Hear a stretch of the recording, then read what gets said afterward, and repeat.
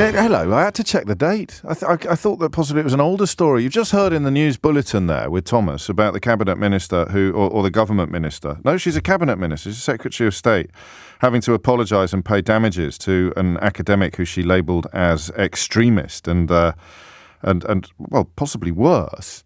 But there's another senior Conservative, one who sits in the House of Lords, who's just had to issue a massive apology to I suppose an academic, a University Challenge contestant who she accused of supporting Hamas.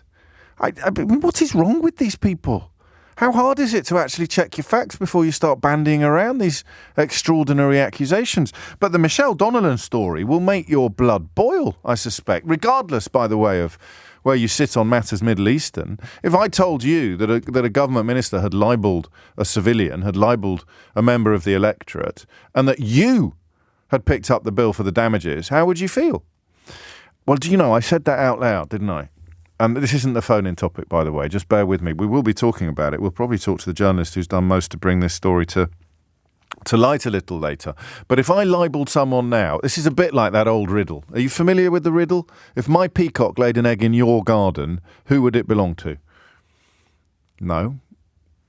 Anyone? No, it wouldn't belong to you. The peacocks don't lay eggs, mate. It's peahens that lay eggs. But anyway, that's a pointless riddle in the context of what I'm asking you. If I libelled someone now on air, who should pay? Me, personally, or Global Radio, LBC? You say, that's quite an interesting question. I wonder whether the same applies to government ministers. I don't think it should, because she libelled someone on, in all sorts of different ways, including Twitter. So anyway, I digress slightly. I'm just giving you a heads up that we'll be getting more detail on that. Also coming up later in the programme, live coverage of the budget. Regular listeners to the programme will know this is the point at which I have to work very, very, very hard to sound interested, never mind enthusiastic. And I appreciate that comes from a position of some privilege. But listen, if I didn't have 2 farthings to rub together, I would still find it hard to get excited on budget day. The only time I ever got excited on budget day was when George Osborne put extra money on pasties. Do you remember that? And then I think removed it very quickly after coming in for a quite correct kicking from all corners of the country. If nothing will unite the great British public more than Cornish pasties, and indeed cheese and onion pasties, and steak bakes, and what's the beanie one called? What's the one with beans in it called? Is it the cheese and bean bake? No, is it just a cheese and bean bake? Has it not got a fancier name? I think Greg should come up with some fancier names, shouldn't they? They should do like seasonal ones. I don't mean like Christmas, they do that, but with names, like a Beckham bake or something like that, although call it after Beckham, you'd probably have to pay the fella about £50,000. I digress again. Partly because the conversation we're going to have today is not a very nice one. I just for the record, I am definitely, because I can see how excited you are about it already. Bernard's been in touch. Robert says, I don't think it's fair, Robert, to say it's a throwaway line in the news. We just had it in our own bulletin. Our bulletin's very, very short. And we had the story about Michelle Donnellan somehow expecting you to pay for her damages over accusing an academic completely inappropriately, fallaciously, incorrectly, libelously of being an extremist. So we will definitely return to that story later in the day. But I love this. I don't love it. Sometimes when I say I love something, it means I find it really, really interesting. So don't think that it means that I have an affection for it. I could say I love I love the Boer War, but it doesn't mean I enjoy any elements of it that are other than the intellectual inquiry. The reason I love this story is because I think it speaks of quite a significant social change. And I don't know whether it's deliberate or consequential. I do know that a lot of the direction of traffic we've seen over the last 20 years and, well, more, but the last 14 years in particular, it's the sausage and bean melt.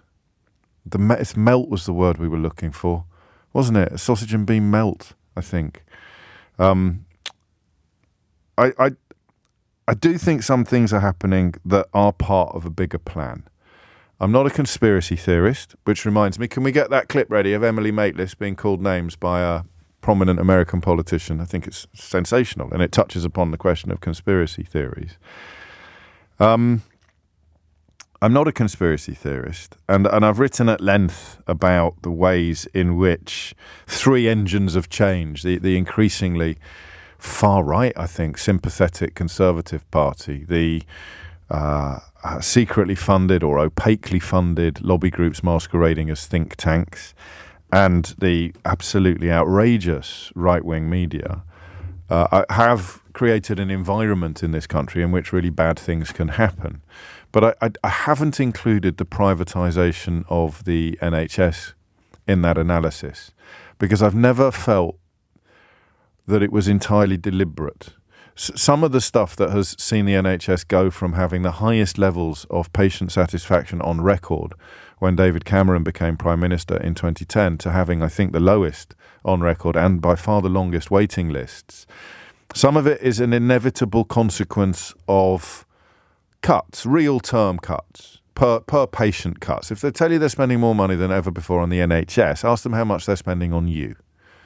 Ask how much is going in per capita, not even per patient. It's the same with GDP. Talk about a fall in GDP. Have a look at the fall. Joel Hills at ITV did some great work on this a couple of weeks ago when the figures came out. The really important numbers are the GDP per capita. So if you took all the money in the country and divvied it up equally, how much would everybody have? And is it more or less than we would have had a year ago, 5 years ago, 10 years ago, or 20 years ago? And I would say the same about the NHS. NHS funding, if you're going to use it as an electoral lever, then the only figure that matters would be per capita. How much money per capita, per patient, per potential patient, per member of the population is going in on it. And I think when you look around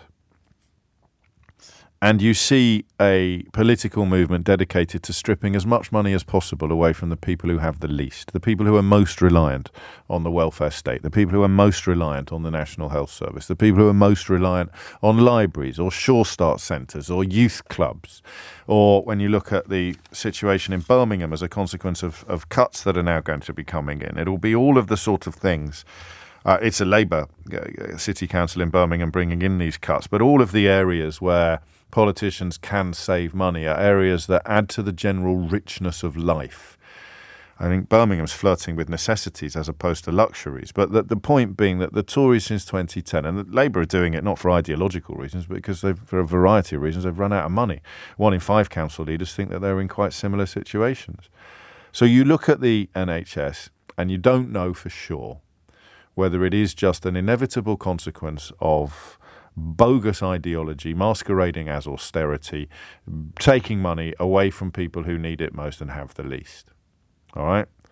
In order to, as we may see later, give friendly tax concessions to people who have the most, whether it's businesses or individuals. I don't know. Nor do you. Not for sure. Colin says I'm being naive. I possibly am being naive, but you don't know for sure either, Colin. You don't know for sure because, why would it be more ideological to bring in real-term cuts to the NHS than it is to bring in real-term cuts to libraries? They're not trying to privatise libraries. They're just trying to spend less money. And one of the ways in which the NHS is perhaps unique in the context of spending less money is the alternatives that we have. The alternative choice that you have. My first experience of private health came when my father was poorly many, many years ago and happened to have health insurance as a consequence of his contract with the Daily Telegraph newspaper. It's quite odd when I say that my dad used to work for the Daily Telegraph, in the same way that it's quite odd when I say that I used to work for the Daily Express. As the case of my dad, I have to say it was a proper newspaper then and highly respected, and its comment pages were not populated by the most bonkers people ever to put pen to paper for money in the history of the British media. And the same with the Daily Express. I have to say, actually, it was owned by a Labour peer, and it was a weird experiment in sort of liberal populism when I was on the Daily Express. Because if you look at them now and you think, how the hell did you ever work for an organ like that? Well, I didn't. I just worked for a paper with the same name. But because my dad was on the Daily Telegraph, he got health insurance.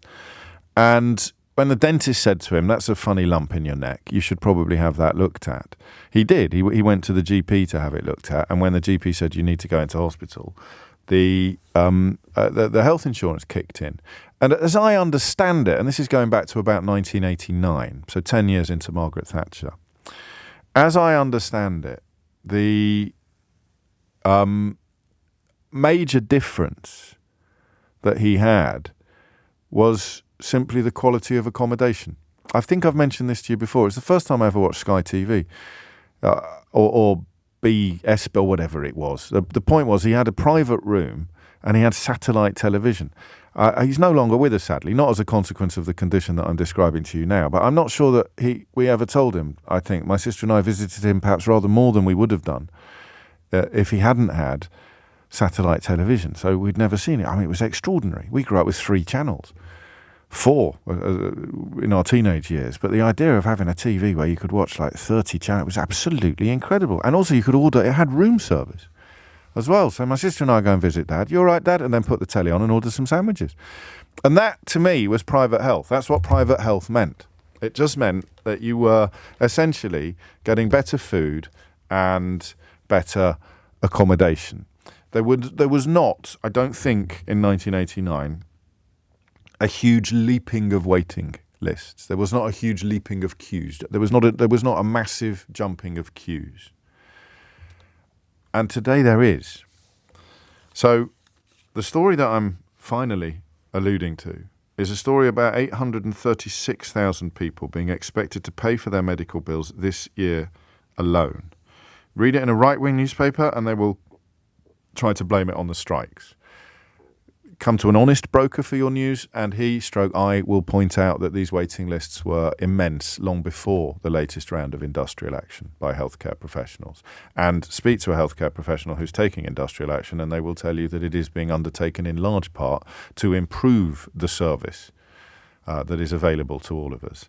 So we'll leave that to one side for a moment and focus on the numbers. The numbers are huge, and they are growing. The number of private hospital admissions between January and September of last year was up by 7% compared to the year before. It hit 664,000. Extrapolate from that figures for the entire year and you get 836,000. Now, I want to talk to people today who have done this and who really didn't want to. I don't mean by that you wish you could have spent the money on a jet ski or that you wish you hadn't been poorly. I mean, nobody rushes headlong into the embrace of a medical condition that demands treatment. Nobody wants it. So I don't mean when I say you've done this but you really didn't want to, I mean very simply for ideological or political reasons. So in many ways, I think we may have done this once before, and the jackpot caller really was an NHS nurse who had the NHS in her blood, but who, when presented with the options available to her within the NHS, she felt she had little choice but to actually take a private route. And as ever on the programme, I'm trying to look for a personal and a political angle on this question. So the personal is, very simply, am I talking about you? To talk to me about that. And the why of it as well. I don't think that it's boring. It's absolutely fascinating. I'm not interested in your bunions. You know the old adage about if you want to make the phones ring on a radio program like this, you just say, is there anybody old out there feeling poorly? I don't want the chapter and verse on the state of your varicose veins. But I do want to know about the options you were given. We can treat you on the NHS, but that will be in 2027. Or you can go private and we'll see you yesterday. That kind of equation, that kind of option, that kind of choice. 0345 6060 973. But I'm particularly interested in talking to you if it really was. What's the phrase I want? I don't want to say like pulling teeth, because that might actually be accurate in the case of some of the procedures that you've gone private for. But it really went against the grain. I think that's the figure of speech I'm looking for. It really, really went against the grain.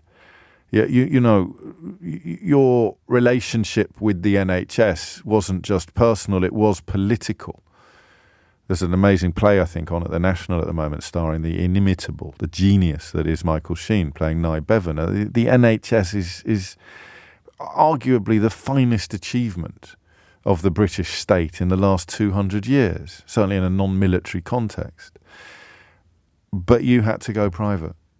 Like pulling nails, like against the grain, with enormous reluctance. But you felt you were left with no choice by circumstances. Hit the numbers now. You will get through. And then the second question is, and I'm not quite sure who will be best placed to answer this. How much damage is this doing to the long-term future of the NHS? 836,000 people expected to go private, to pay for medical bills, to pay privately for treatment that if they waited to get it on the NHS, the wait would be intolerable. Who's qualified to answer that question? I'm not.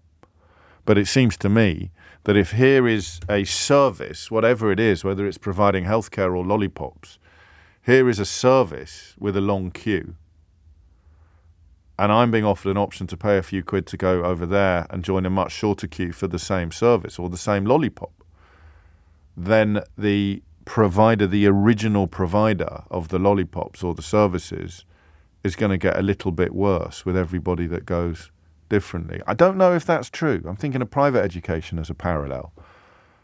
What sort of damage does private education do to the state education system? I don't know. But I want you to have a crack at it anyway. So the personal, you went private and it really, really stuck in your craw for ideological or political reasons. But I want the details that made you do it. And then the second one, is this doing damage to the NHS? The more people go private, the more impact it has on the NHS, ? And then what is that impact? 0345 6060 973 is the number you need. It's 20 past 10. 23 minutes after 10 is the time. You're listening to James O'Brien on LBC. We are reporting and examining news that patients are going private in record numbers and wondering what that means for people who don't want to go private but feel they have to, and indeed what it means more broadly for the NHS. Rick's in Sheffield to kick things off. Rick, what would you like to say? Hi, James. Good to chat to you. I've spoken to you before, actually, about things like self-defence, and that actually relates to this. Obviously, I'm a self-defence instructor. Well, you say obviously, Rick. I mean, I can't see you from here. Fair play. Are you in a pose at the moment? Do you say obviously? Are you doing that one? I've taken up Tai Chi, would you believe, Rick? And I that one where you sort of sit, but there's no seat beneath you, and you put your hands in. I can do that one, but my goodness me, it hurts. But anyway, sorry, you are a martial arts instructor. Yes, indeed. So.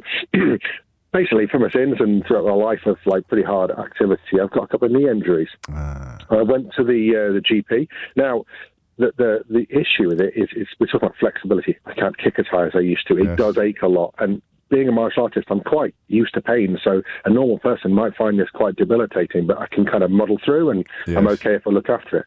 But that could easily be something more serious. Eventually, after a right palaver, I was able to get a GP appointment. That in itself took a month.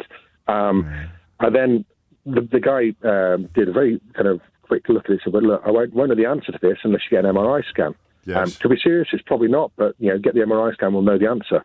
How long is that going to be? Best part of 2 years. And quite understandably so, because there was a queue, and someone who can't kick as high as he used to is not as important as a bunch of grannies who can no longer walk and need new joints, etc. So I completely understand being at the bottom of the queue. Well, yes and no. It depends how long the queue is. I completely understand being at the bottom of the queue, but goodness me, I don't really understand why the queue is 147 years long, you see. 100%. Yeah. 100%. And then this is what led me to that frustration. That, personally, I'm so opposed to kind of private healthcare and anything other than, well, certainly in this country, I believe in the NHS and its principles so much that I felt bad that what I did. What I ended up doing was going and getting a private MRI scan. What did it do time-wise? What was versus... You see, NHS versus private, what was the time difference? Weeks versus years. Are you serious? Years? Yes. How many years?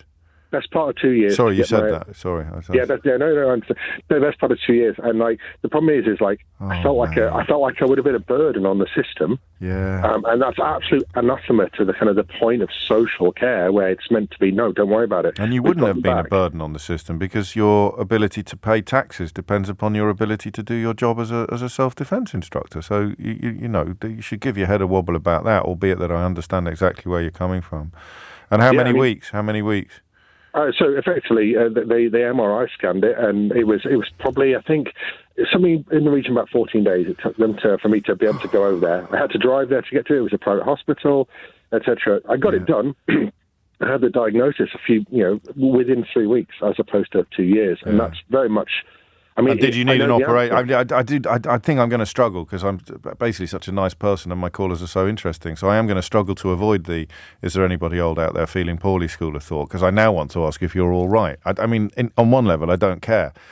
But obviously, on a journalistic level, I don't care. I don't care whether you're hobbling around at the moment on like Eddie Murphy in the opening scenes of Trading Places. But on a personal level, I do care. I want to know if you're okay. What was wrong with your knees? Did they get it sorted? I basically have 2 meniscal tears, one on each knee, and the way to do that is you either have an operation or you struggle through it, and it does eventually reduce. And but we were able to make the accurate decision because it wasn't too bad. Because we got the MRI scan, so as opposed to having 2 years of pain. Now, that's just pain. And getting worse.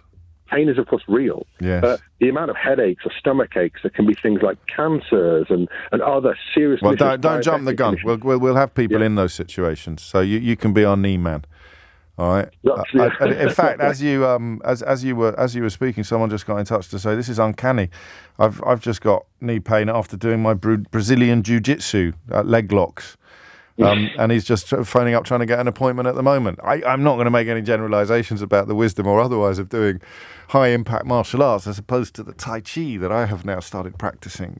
I don't know why I'm doing my moves because you will only be able to see them on YouTube. And also, those weren't jiu-jitsu moves. That looked like Mike Myers pretending to be a magician or something like that. But Rick, take care. Sarah's in Lightwater. Sarah, what would you like to tell us? Morning, James. Hello, Avid Sarah. listener, first-time caller, so a bit nervous. That's only me. Just feel very passionate about this. Yes. I worked for the NHS, left when I had children. Right. Had cancer 8 years ago.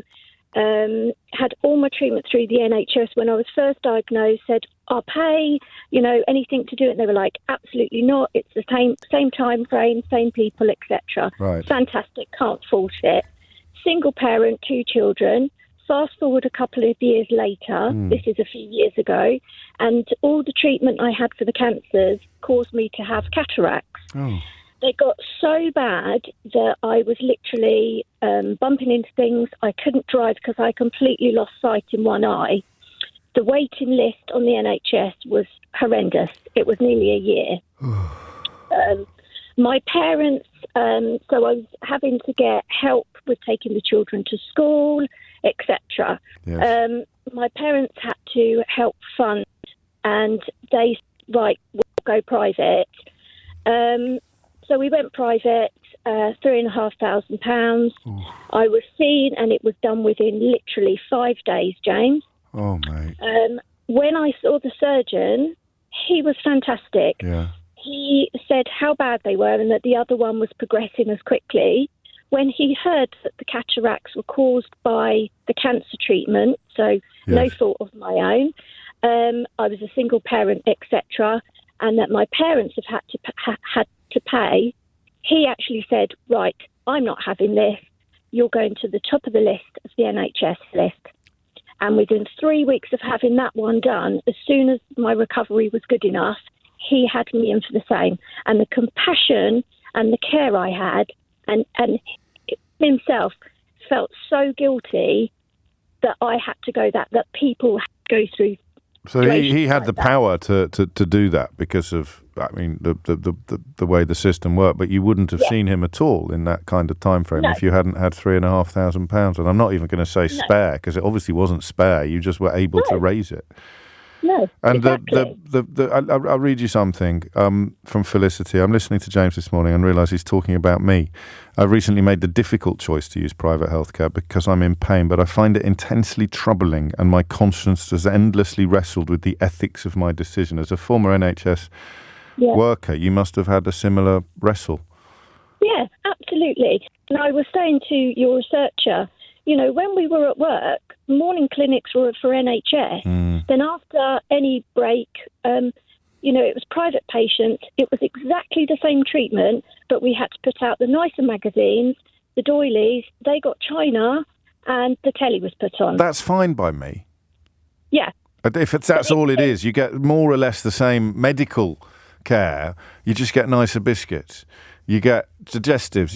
What do you get? Do you get a hobnob instead of a rich tea? Is that right? Yeah. Yeah. Well, you may not even get a rich tea on the NHS, and that's fine. But no, there's something a bit grim unfolding here. A couple of you are telling me it's something Gary Stevenson has turned his attention to. Gary's my new, having a bit of a bromance with Gary Stevenson. He's got a brilliant new book out, and he's the guest on this week's Full Disclosure. But when it comes to understanding how the money works, the accruement, the way the money is moving, there's none left with the poor. So now Epic Wealth is setting its sights on assets and middle classes.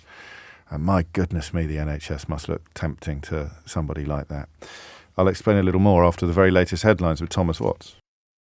Here's a challenge. I'm going to try and describe on the radio something that I just saw on the television. It prompted me to say to Eleanor, my producer, that Jeremy Hunt is not a very well-designed human being, is he? And I don't mean much by that. I'm quite awkward. I often look ridiculous in photographs or on television screens. But I'm not quite as awkward as Jeremy Hunt. Someone at the Sky News or somewhere like that had obviously just said to him, are they called establishing shots? We need so we're doing a big thing on Jeremy Hunt, and we need you just to walk casually through this office environment. And the footage of Jeremy Hunt trying to walk casually through the office environment, pretending that he's unaware of being filmed, it was actually painful to watch. It was genuinely painful to watch. I'm trying to think of the correct ways of describing it. It's a bit like an ironing board in terms of rigidity. An animated ironing board, but not well animated. Not like, I don't know, a candelabra in Beauty and the Beast. Not like a Pixar or a Disney animation where they're basically anthropomorphic, aren't they? They're inanimate objects, they're imbued with all the vivacity and vivaciousness of true living things. This was like an ironing board had accidentally discovered the ability to move. And it was absolutely extraordinary. It reminded me, I've got a very limited list of anecdotes that I've shared with you over the years. I wonder where my Jeremy Hunt anecdote sits on your list of things you wish you never have to listen to again. Are you familiar? Can you remember my Jeremy? It's quite a good anecdote, actually, but I may share it with you if you're very, very naughty. We've got more important things to get on with it, although, of course, Jeremy Hunt was Health Secretary for quite a long time. We're talking about this terrible... talk about a first world problem. There'll be people listening who won't be able to pay for private health in a million years.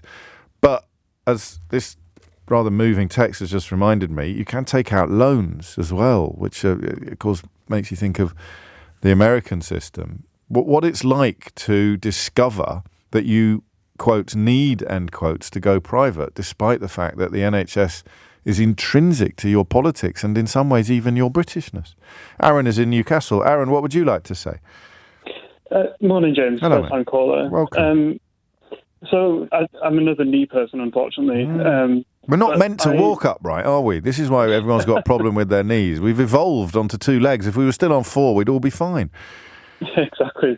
So to keep it brief, I essentially had a benign bone tumour on one of my knees, which was interfering with exercise. It wasn't dangerous or anything. Sure. So went to the GP after a little while and got told it would be a 6 to 8 month wait. This is going back a little while. I'm sure it will be longer now. Now, my only objection to private healthcare is moral, because at that time I had a private health insurance with my job.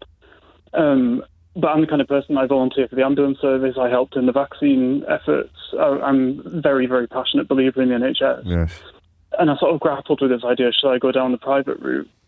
Ultimately, I did, because I knew it would be a lot quicker, and I was on an exercise train and didn't want to kind of fall off the bandwagon.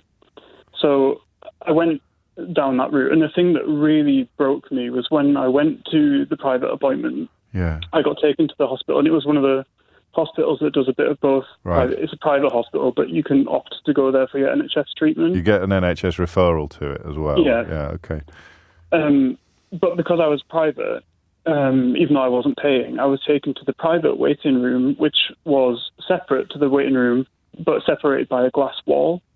So I was in this room with armchairs and a coffee machine and biscuits and surrounded by people paying for treatment, whilst looking through a glass wall at the people on the other side who were there for NHS treatment. No, it was genuinely a glass wall. Oh, that's extraordinary. they were sort of playing music through a little speaker and very kind of nice, calming atmosphere in the private weight room. And I just sat there and hung my head in shame because I knew that I sort of felt like a double imposter because I couldn't really afford private treatment. I was only there through an insurance policy. And I knew that I really belonged on the other side with the NHS patients. And I felt kind of an imposter in both places. I feel your pain. I'd be an imposter. I do feel your pain, but I also need to reiterate that personally and politically, I don't have a problem with the two tiers that you describe. What I have a problem with is the length of the wait. So the biscuits and the music and the I don't know, the tropical fish or whatever it was. Personally, I wouldn't put them side by side like that with a glass door in the middle, glass wall in the middle. That just seems obnoxious and unnecessary and avoidable.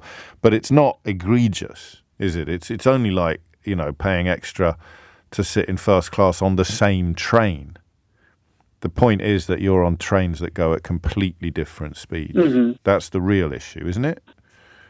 I think so, but I think that the thing that bothered me was the people that pay. Why is that glass wall there? Yeah. Is it for the people on one side to see the people who are getting the better treatment, or is it for the people who are getting the kind of better service to look and be glad that they're getting that? It made me think. Wall, remember the bit? Sense? But yeah, of course I do. I mean, we talked about pour doors on apartment blocks a long time ago. Ben's just reminded me in a text where you sort of wonder whether the fact that the people in social housing have to use a different entrance to the same building makes the people using the main entrance feel better or worse. It would make you feel worse. It might make some people feel better. You just made me think of that scene in Oliver when they've got their little faces pressed up to the window and Mr. Bumble and the rest of them are eating huge amounts of delicious food on the other side. And I don't know, do you think the food, if you're a certain type of person, if you're a kind of, I don't know, a certain type of person, let's leave it at that.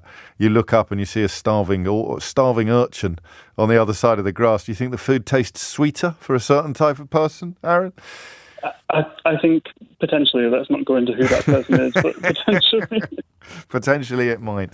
Aaron, thank you. Michelle Donnellan is the Secretary of State responsible for the most extraordinary climb down apology public intervention that I can remember. I can't remember a story that has hit my buttons in quite the way that this one has since the MP's expenses scandal. I may open up my text line for you to tell me why that's silly, and here is a reminder of something that was worse. But we are going to find you, or I am going to share full details of that story with you between just after 11:30 today. So stick around for that. Aaron, thank you. I want to read you this in its entirety because in many ways it explains better than I managed to, despite spending about 8 hours trying to, what we're talking about today. This is from Leslie. We've just made the decision to pay privately for my little 4-year-old grandson to have his tonsils removed. We're not rich. We've had to take out a loan to pay for it, and it absolutely goes against everything I stand for politically. But he's struggling so much, even to breathe at times, especially in his sleep, and consequently he is permanently exhausted. It was a 2-year wait, even to see a consultant on the NHS, and he just can't carry on as he is. My daughter and her husband can't afford it, so I've gone against my principles because I would do anything in the world for him. Oh, that got me. I'd already read it, so I don't know whether that got you, but I'd already read it. I knew what was coming. Bless you, Leslie. I'm telling you, but I would be ashamed to tell other people that we're paying. I feel so bad for all the people who don't have the ability to get a loan to pay, but needs must. I mean, in a way, if we're going to play a hierarchy of feeling rotten, Leslie, I feel bad for people who have to get a loan to pay. Because in those circumstances, I don't think I would have to. So that's what it does, doesn't it? The free, universal healthcare, free at the point of need, is such a wonderful thing for society. I saw a Tory the other day complaining about free school meals. Why are we giving free school meals to the children of parents who can afford them? And I just thought, you're so desiccated. You're so morally desiccated. I give you the benefit of the doubt and say you just haven't thought about it. But the more things that everybody has equal access to, the more united a society becomes. There's nothing wrong with luxury and privilege and other buyable commodities, but some things should be immune to that. Some things should be insulated from that. The basic provisions should apply to everybody. A meal for every school child. A meal for every school child. Access to healthcare. A 4-year-old's tonsillectomy. These things should be universal. Even the child of billionaires should have access to a 4-year-old's tonsillectomy for free. Well, not for free, in a publicly funded health service. That's where it goes. That's where it goes. I don't know why that one got me, Leslie, but it's quite beautifully expressed and an increasingly common experience. It's 10:46. It's 10 to 11. I've just done it again. There's a prize for whoever can best describe Jeremy Hunt's curious relationship with his own body, I think, is the nicest way of putting it. And I stress again, I'm having a little bit of fun at the Chancellor's expense, but I am perfectly aware of what it's like to be somebody whose body doesn't always do what you want it to do in the way that you're asking it to. I've got appalling posture, obviously, but I also often look ridiculous on TV screens or in photographs. But I hope not quite as ridiculous as Jeremy Hunt. So he's doing the thing with the briefcase now. So I don't know what happens. Does the photographer shout, "Hold up the briefcase"? Hold up the briefcase, and he holds it up. The best way I can put it, it's as if he's being operated by remote control, by a young child who's using a remote control for the first time, and they're sort of marvelling at what it can do. So Jeremy Hunt has held up the briefcase, and the little child is going, "Oh look, I can make him move," and so he's moving him to the left, and the briefcase goes to the left. And he's holding it up there we go, it's up again, in a slightly awkward fashion, dead still, and then turning to the left, and then the little child pushes the button and he turns to the right. Look, mummy, look. And then I can do the head as well. The head's gone a bit, and then back to the centre, looking quite spectacularly awkward throughout. And then down with the briefcase, short nod, and then go and stand still in front of a closed door for a few seconds, hoping it will open. That's when David he's knocked on it now. Oh, bless him. Oh, no, I wish we'd never done that. I just felt sorry for Jeremy Hunt then at the end, because he knocked on the door. He doesn't have to. That's why Cameron whistled after he resigned. Do you remember everyone got cross with David Cameron for resigning and then going, "Tumty, tumty, tumty, tum," and his explanation was, that's to let the police officer outside know that you're approaching the door inside, the police officer inside know that you're approaching the door from the outside and therefore you can open it. But Jeremy Hunt just turned to the door and he stood there for 20 seconds. Maybe not 20, maybe about 3. He stood there for seconds and then realised that no one was opening the door, so he knocked on it. And at that moment, this is the curse, you see, of being an empathetic liberal, is that you even feel sorry for politicians whose politics you're repelled by. As soon as he knocked on the door, I melted. He does look like Mr. Bean, says Vincent. He's like Edgar the Farmer in Men in Black. I need a bit of work with that one. That could be the winner. He's a bit like 3CPO, isn't he? He's a bit like if 3CPO had to hold up a briefcase. And he's 3CPO, I think. Or he also looks like he's on wheels when he's doing the walk for camera. I mean, it's a good job. Or the Thunderbirds. I think a lot of people must be watching the same screens that I'm watching while listening to the radio. It's bad enough on Royal Days. Do you remember on Royal Days when I have to fill a bit of time and say things like, "And there's a car moving slowly down a street, which has been closed for the afternoon and is currently flanked by flag-waving members of the public, some of whom have been there since 1972. So keen are they to witness today's pageantry." A shiny crown. They've stuck it on loop. They've started again on the BBC. They're showing it all again. They're doing it literally all of it again. It looks like a really rubbish Avengers Assemble. There's 5 of them now on the front step. Is that Laura Trott? Is that the one who didn't know what interest rates were? So she's still got a job. She's the one who went on the BBC. She's the one on the BBC who didn't understand what GDP was or percentages. In my day, that would have prevented you from getting an O-level. In Brexit Britain, it doesn't prevent you from having the second most senior job in the actual Treasury. But there we go. That's enough of that. We will be taking the budget coverage live on LBC shortly after I leave the building. And we're expecting it to begin at around about 12:30. So what I do is I hand the baton to Sheila Fogarty and I just go. I leg it. You might think I'm sitting here watching it or listening. No, I'm off. I'm out of here. I'm running. I'm running.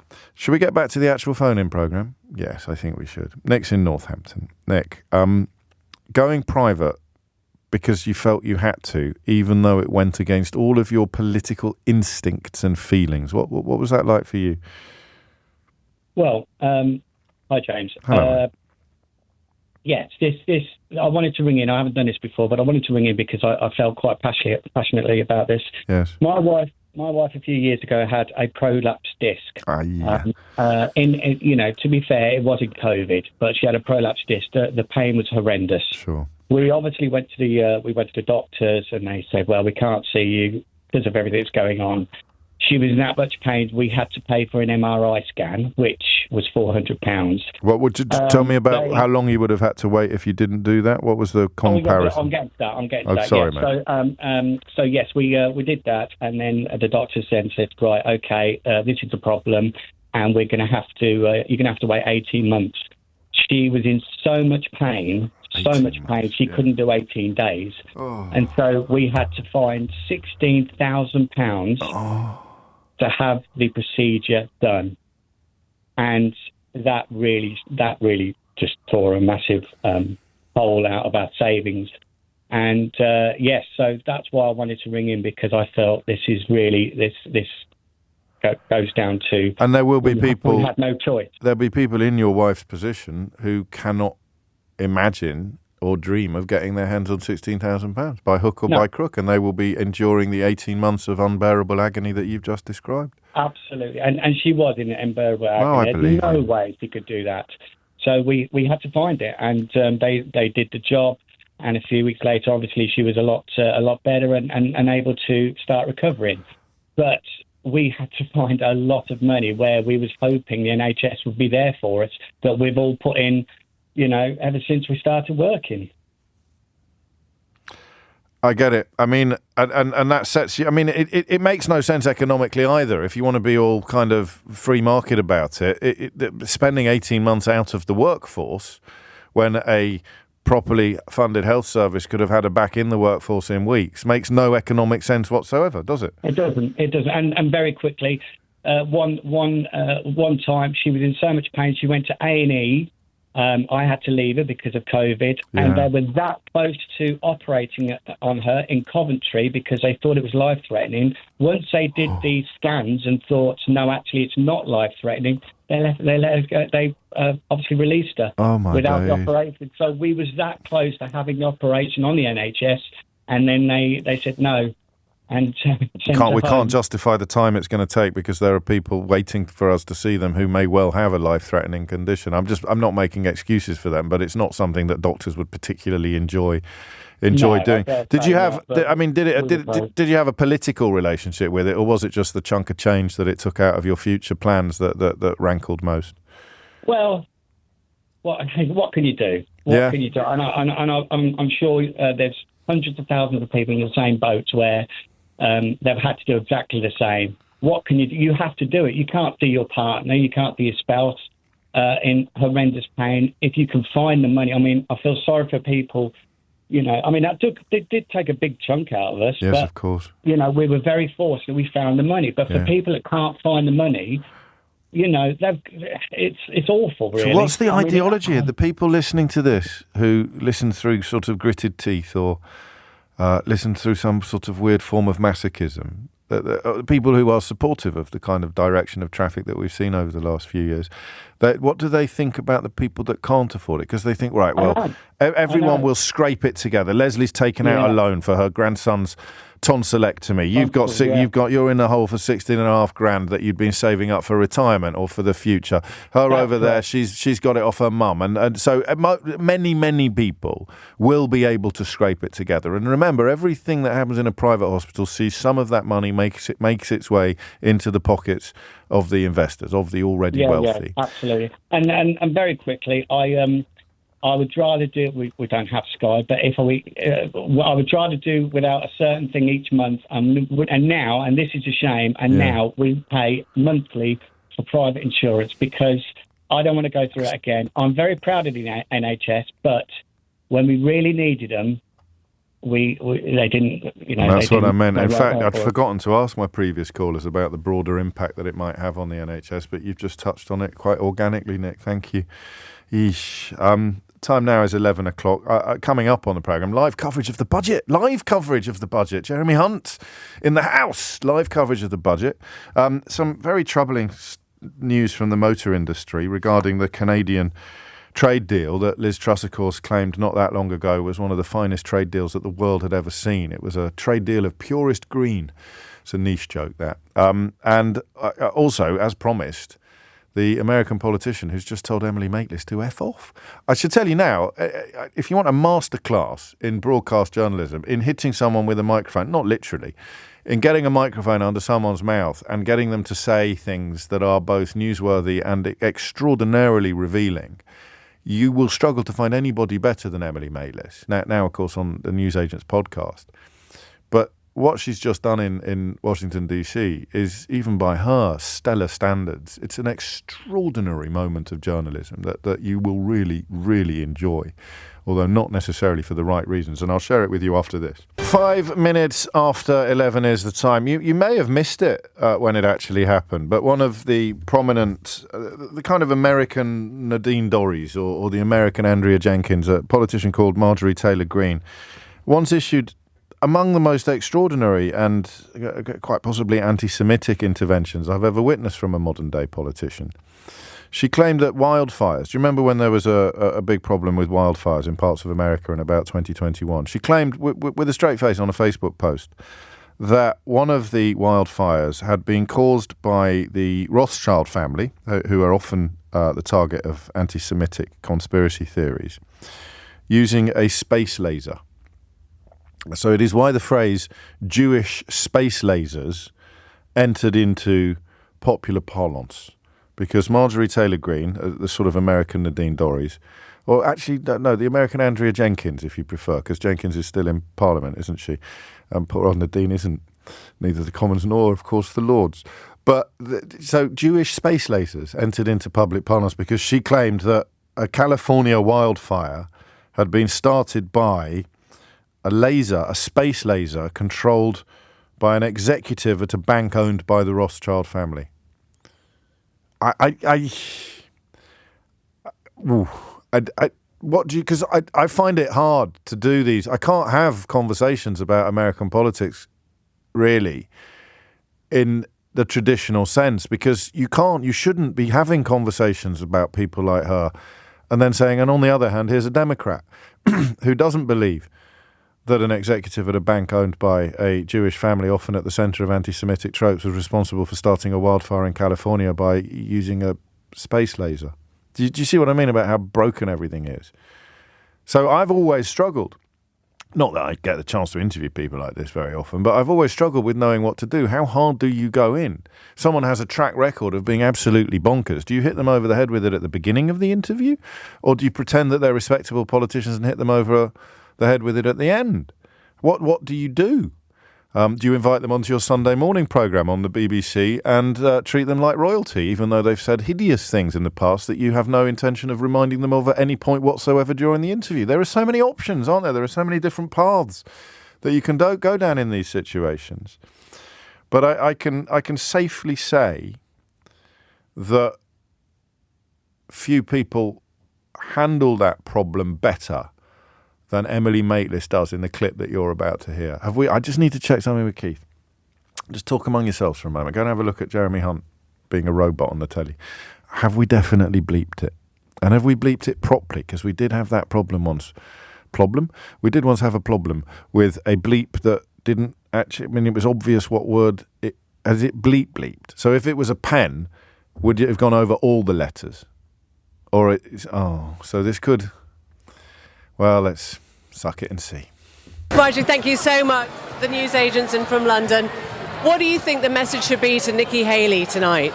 Well, we've been encouraging her to drop out and support President Trump, and I think tonight is the clear message that President Trump is the clear front runner. He's the winner in our Republican primary, and it's time for Nikki Haley to drop out and support him. Do you think President Trump, Mr. Trump, is closer to picking his VP, and should you be on that list? Oh, that's the question everyone asks, and no, I don't think Nikki Haley should be on the list, but of course President Trump will choose who he wants for VP. Would you like to be on that list? He's got a long list. I support President Trump in any way he'd ask me, but I can assure you it won't be Nikki Haley. And can you tell me why so many people that support Donald Trump love conspiracy theories, including yourself? He seems to attract lots of conspiracy theorists. Well, let me tell you, you're a conspiracy theorist, and the left and the media spreads more conspiracy theories. We like the truth. We like supporting our Constitution, our freedoms, and America first. So, what about Jewish space lasers? Tell us about Jewish space lasers. No, why don't you go talk about Jewish space lasers? And really, why don't you off? How about that? Thanks. Thank you very much. Thank you. That's the bit I love most about that. Is the bit, thanks very much, thank you. It's not fun. Well, it is funny. It's fun. It's funny, but it's not funny, right? The bleeping was great. Yeah, I like the bleeping. It's funny, but it's not funny. Do you know what that do? That clip made me sniggle, as Nigel Boone in Belfast has just shared. 10 minutes after 11 is the time. So what I'm doing is, as you've probably noticed, I'm punctuating very serious stories with moments of levity and lightheartedness, because I think that's the best way to do it. And I don't actually want to move on from the NHS conversation that we're having, because I think in many ways it's the most important story in town. And if you want to contribute to it, the number you need is 0345 6060 973. And I'm interested in the political pain of going private to deal with your medical problems. So it's when physical pain causes political pain, because you can't quite believe you're a person, or you've become a person, or circumstances have made you a person that has gone private. 0345 6060 973 is the number you need. Sam's in High Wycombe. Sam, what would you like to say? Oh, hi there. Hello, Sam.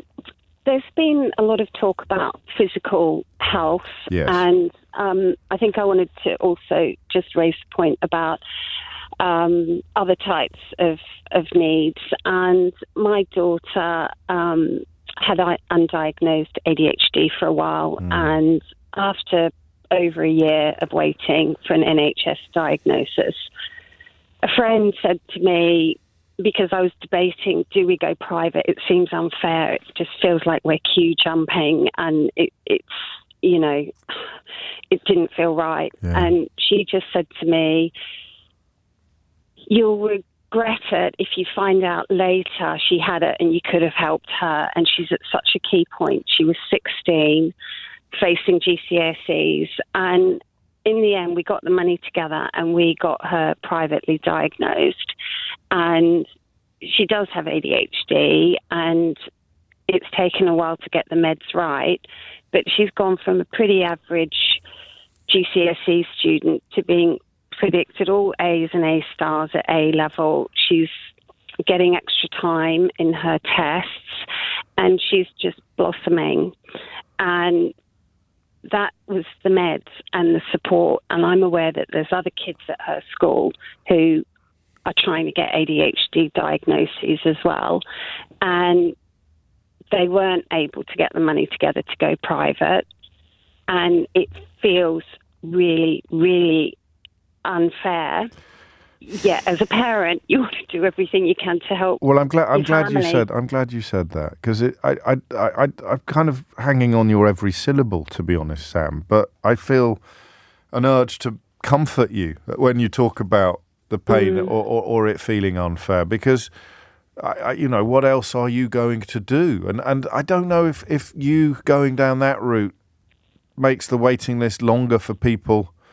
That's the problem, isn't it, now? We start suggesting that, well, the system exists. This is what I do with private education, actually. I said, well, the system exists. I'm not going to let your children have an advantage over my children if I can afford to pay for it. So that's how I'm morally justified doing something that I wish nobody could do. But if somebody could do it, I'm going to do it, because the alternative is to deny my children something I can give them.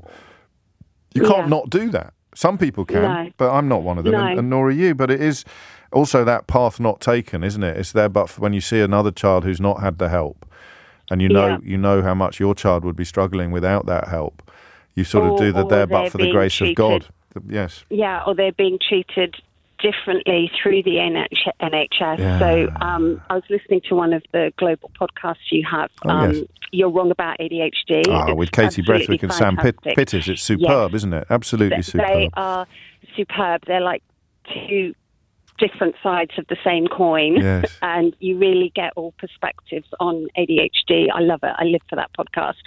But on there, they had someone in, I don't know from which ADHD organisation, but they were talking about the amount of people that are on antidepressants in the UK and how actually they think a lot of them should be on ADHD meds. Yeah. And I'm seeing some of my daughter's friends being put on antidepressants because that's all the GP can do. Sure. It's frontline, they can give you antidepressants. So people are being put on them when just to get them through whilst they're waiting. I mean, I was told it would probably be another 2 years for my daughter to get diagnosed on the ADHD. And that by then she's finished school. The impact on the rest of her life is immeasurable in those 2 years. They're called formative years for a reason, aren't they? Well, and one illness impacts another. I mean, you know, she's just so much happier in so many different aspects of her life because she's now getting the right treatment. And well, you know, as I can tell, not just from your words, actually, Sam, but from your voice as well, your thoughts are, and this is why it's a political issue as well as a personal one, because you celebrate and sigh with relief at the change affected upon your baby girl, and you look at someone else's baby girl over there, and I would also say baby boy in this context, just thinking about the gender bias conversation from yesterday, and you think, God, it's really, really not fair. So where does the Tufton Street position sit on this? You're just listening to conversations like this and you're going, great. And that those people, however many there are, who will never be able to afford all of the things that our callers are talking about today, that's just tough. You'll have to wait 2 years in agony. You'll have to have your life thrown into interminable turmoil by the absence of a proper diagnosis and treatment. You'll have to hobble around on your knackered knees. Is that what they think? I think it is. It's because if you hear how they talk about refugees or unemployed people or even just poor people, there's a contempt there that probably does translate into that kind of view. You talk about the NHS, you can't afford treatment, quick treatment. You're going to have to get the pound shop equivalent, and that's when I do begin to fear that the NHS is being eaten from the inside as a consequence of that kind of politics. They want me to keep reminding you about the WhatsApp option to get in touch with the programme. So it might sound a bit clumsy, but you know me, I'm nothing if not a team player. So you can now WhatsApp me on 0345 606 0973. So it's the same number as the number, as in the phone number. But that actually you can WhatsApp as well. So you don't text, you can WhatsApp on 0345 606 0973. Did you know that you can WhatsApp this programme now? And the number is the same as the phone number. So do you know what the phone number is? I sometimes get stopped. Well, it's happened twice. I sometimes get stopped by parents who want to show me that their child knows the phone number for the programme because they have it in the car so much. So they go, 0345 606 0973. Well, now, little children, you can also WhatsApp me on the same number. It's 20 after 11. You're listening to James O'Brien on LBC, where the budget coverage will begin shortly. We'll take it in live and in full from about 12:30 on LBC, after which Sheila Fogarty will pick up the live broadcast and pick over the bones of whatever it is that Jeremy Hunt is set to announce later today. You would not believe, frankly, younger viewers, listeners, or people who don't pay that much attention to politics, you would not believe that it used to be a really, really big deal if details of what was going to be in a budget got out before the actual budget. I think that, I know there was one who had to resign after the Evening Standard somehow in London, it's a local newspaper in London, somehow got hold of some detail, just one detail of what was likely to be in the budget either that day, be an early edition, would it, of the Standard, or the following day, and the Chancellor of the Exchequer responsible, I'm 99% sure of this, actually had to resign. Whereas now, there's nothing left by the time he stands up in the House of Commons. It's nothing that hasn't been fed to friendly journalists or filtered through the Westminster grapevine. It's extraordinary, absolutely extraordinary. 21 minutes after 11. Can I apologise now to everybody who's got in touch to tell me that they are now messaging me using WhatsApp? Because there's no earthly way I will be able to respond to you all individually, especially people saying testing. So you can now WhatsApp this programme on 03456060973, but I don't know that... there's some lovely stuff coming in, actually. Thank you for all the praise. That's absolutely gorgeous. But I am unable, sadly, to respond individually to all of your messages, especially your test messages. Paul's in Croydon to steer us back to the serious conversation about... Well, you know what it's about. We haven't really touched on, and I don't know whether you fancy doing so, Paul, on the question of what the bigger picture might mean for the NHS itself. But let's begin with when you found yourself going private, despite the fact that you never thought you'd be the kind of person to go private. James, hi. So 2 years ago, I think January 2022, I was playing football and my Achilles split in half.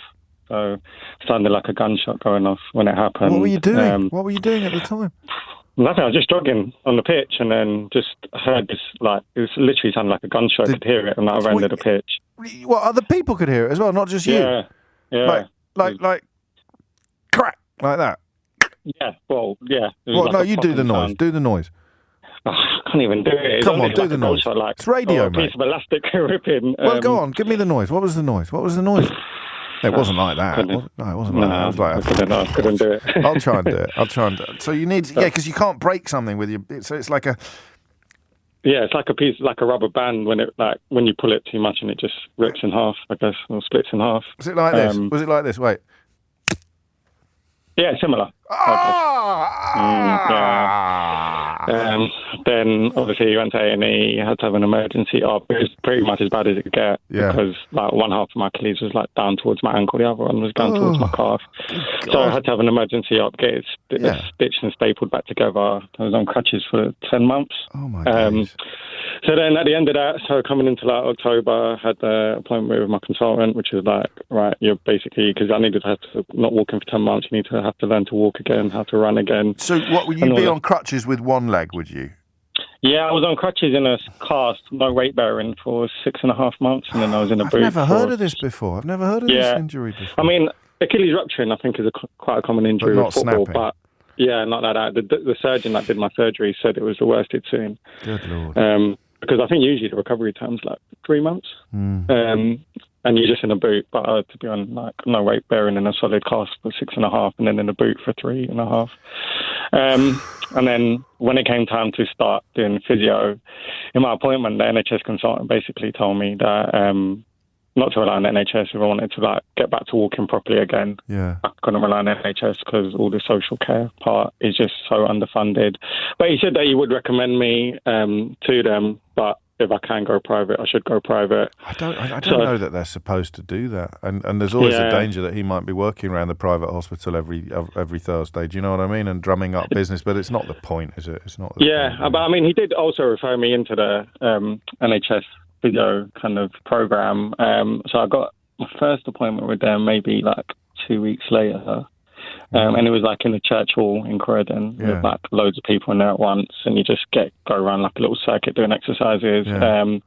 They then gave me an appointment a month later, so it was 4 weeks between the first and the second appointment, and then after that I was told that they were switching providers and someone was going to get in contact with me to rebook me.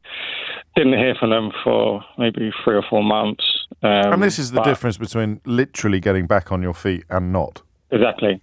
And then when I spoke to them, when I eventually got in touch with them by me ringing them every day, they gave me another appointment for 2 months later. So that would have been 5 months since my last appointment. But throughout this time, I'd started going private anyway.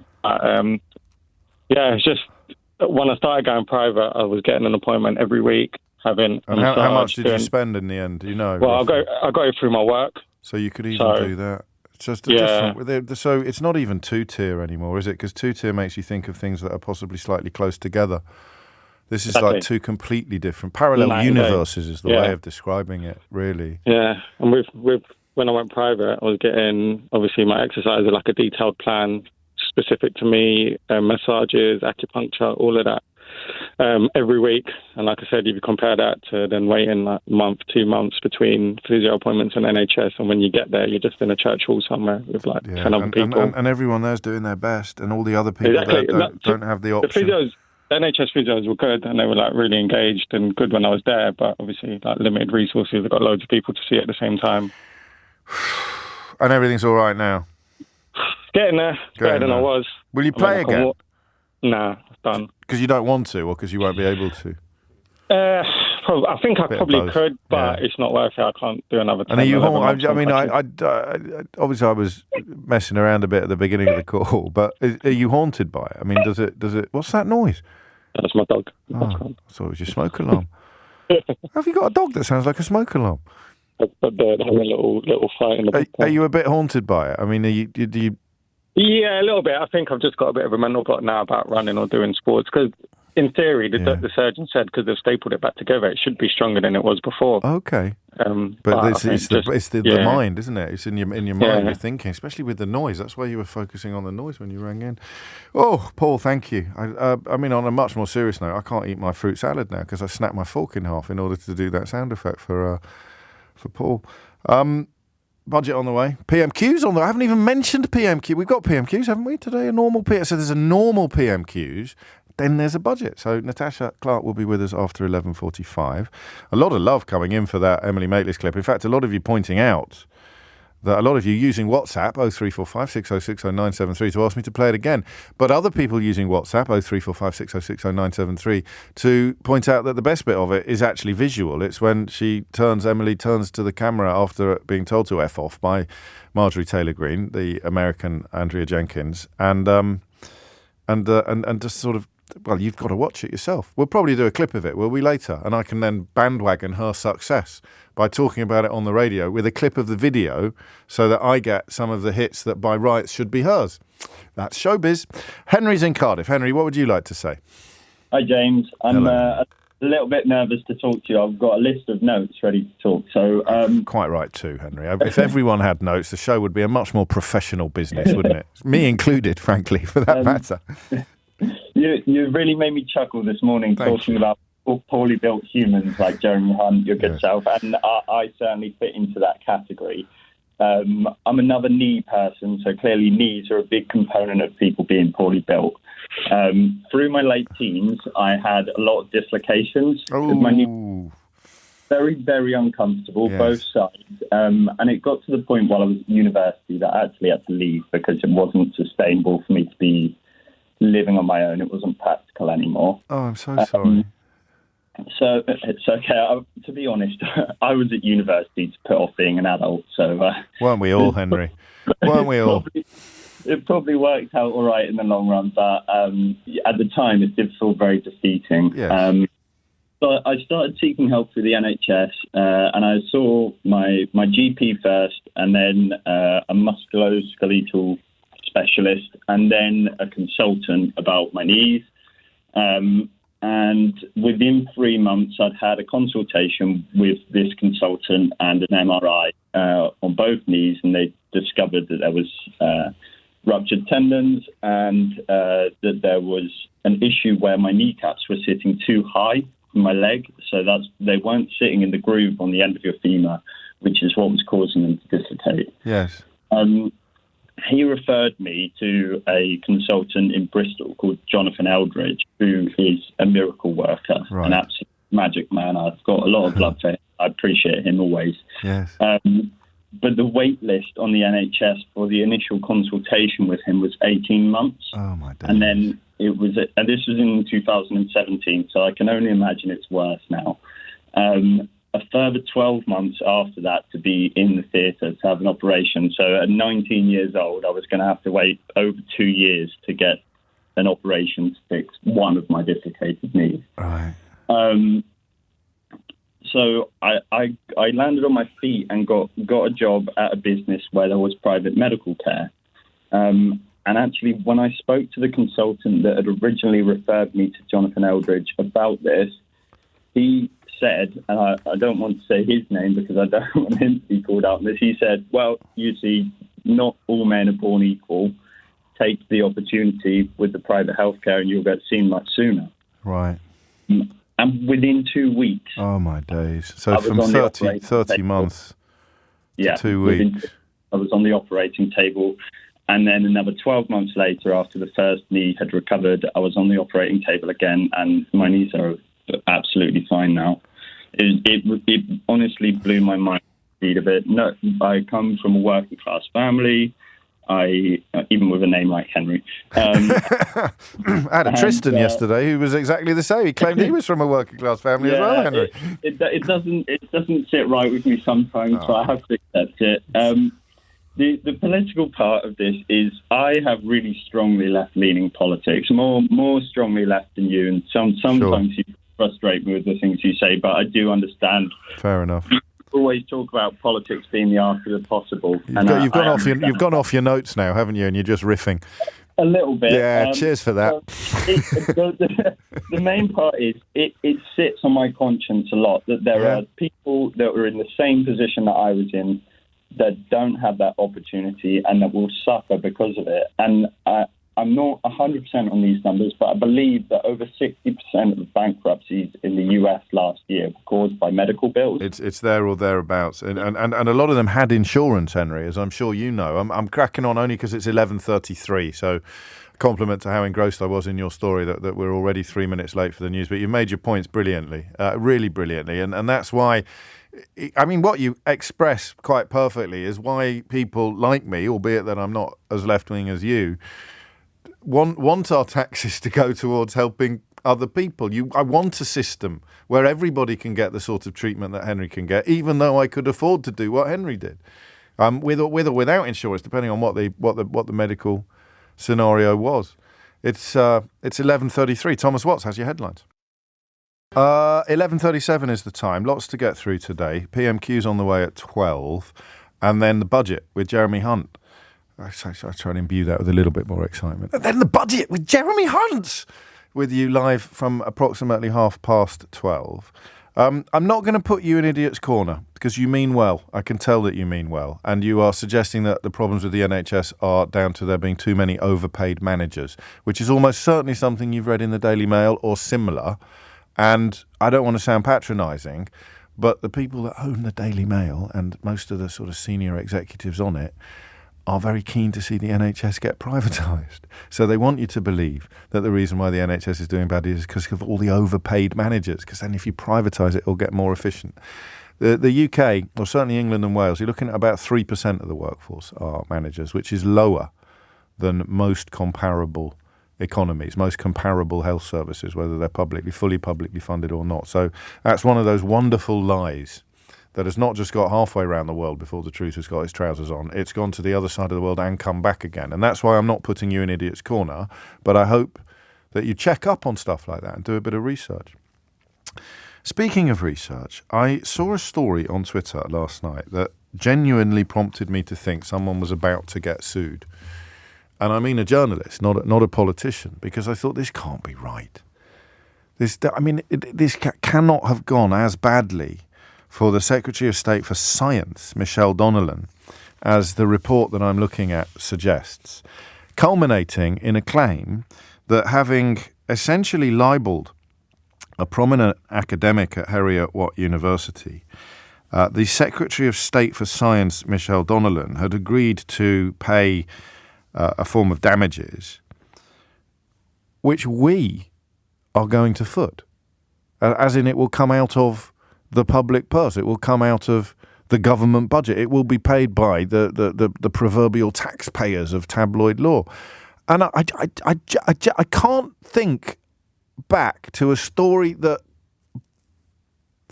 sort of I found so affronting until I get right back to MP's expenses. I don't know why this one got under my wire, because we report every day on egregious behaviour in Parliament and outside by politicians, usually from this party. But there was something about this one that just felt like the planets of awfulness aligning in real time, live as it was for me last night on Twitter. Poppy Wood is the journalist upon whom I relied for my information and who seems to have done most of the heavy lifting on this story. She's the politics reporter for the I newspaper, which I often tell you is now my go-to newspaper of choice in the morning.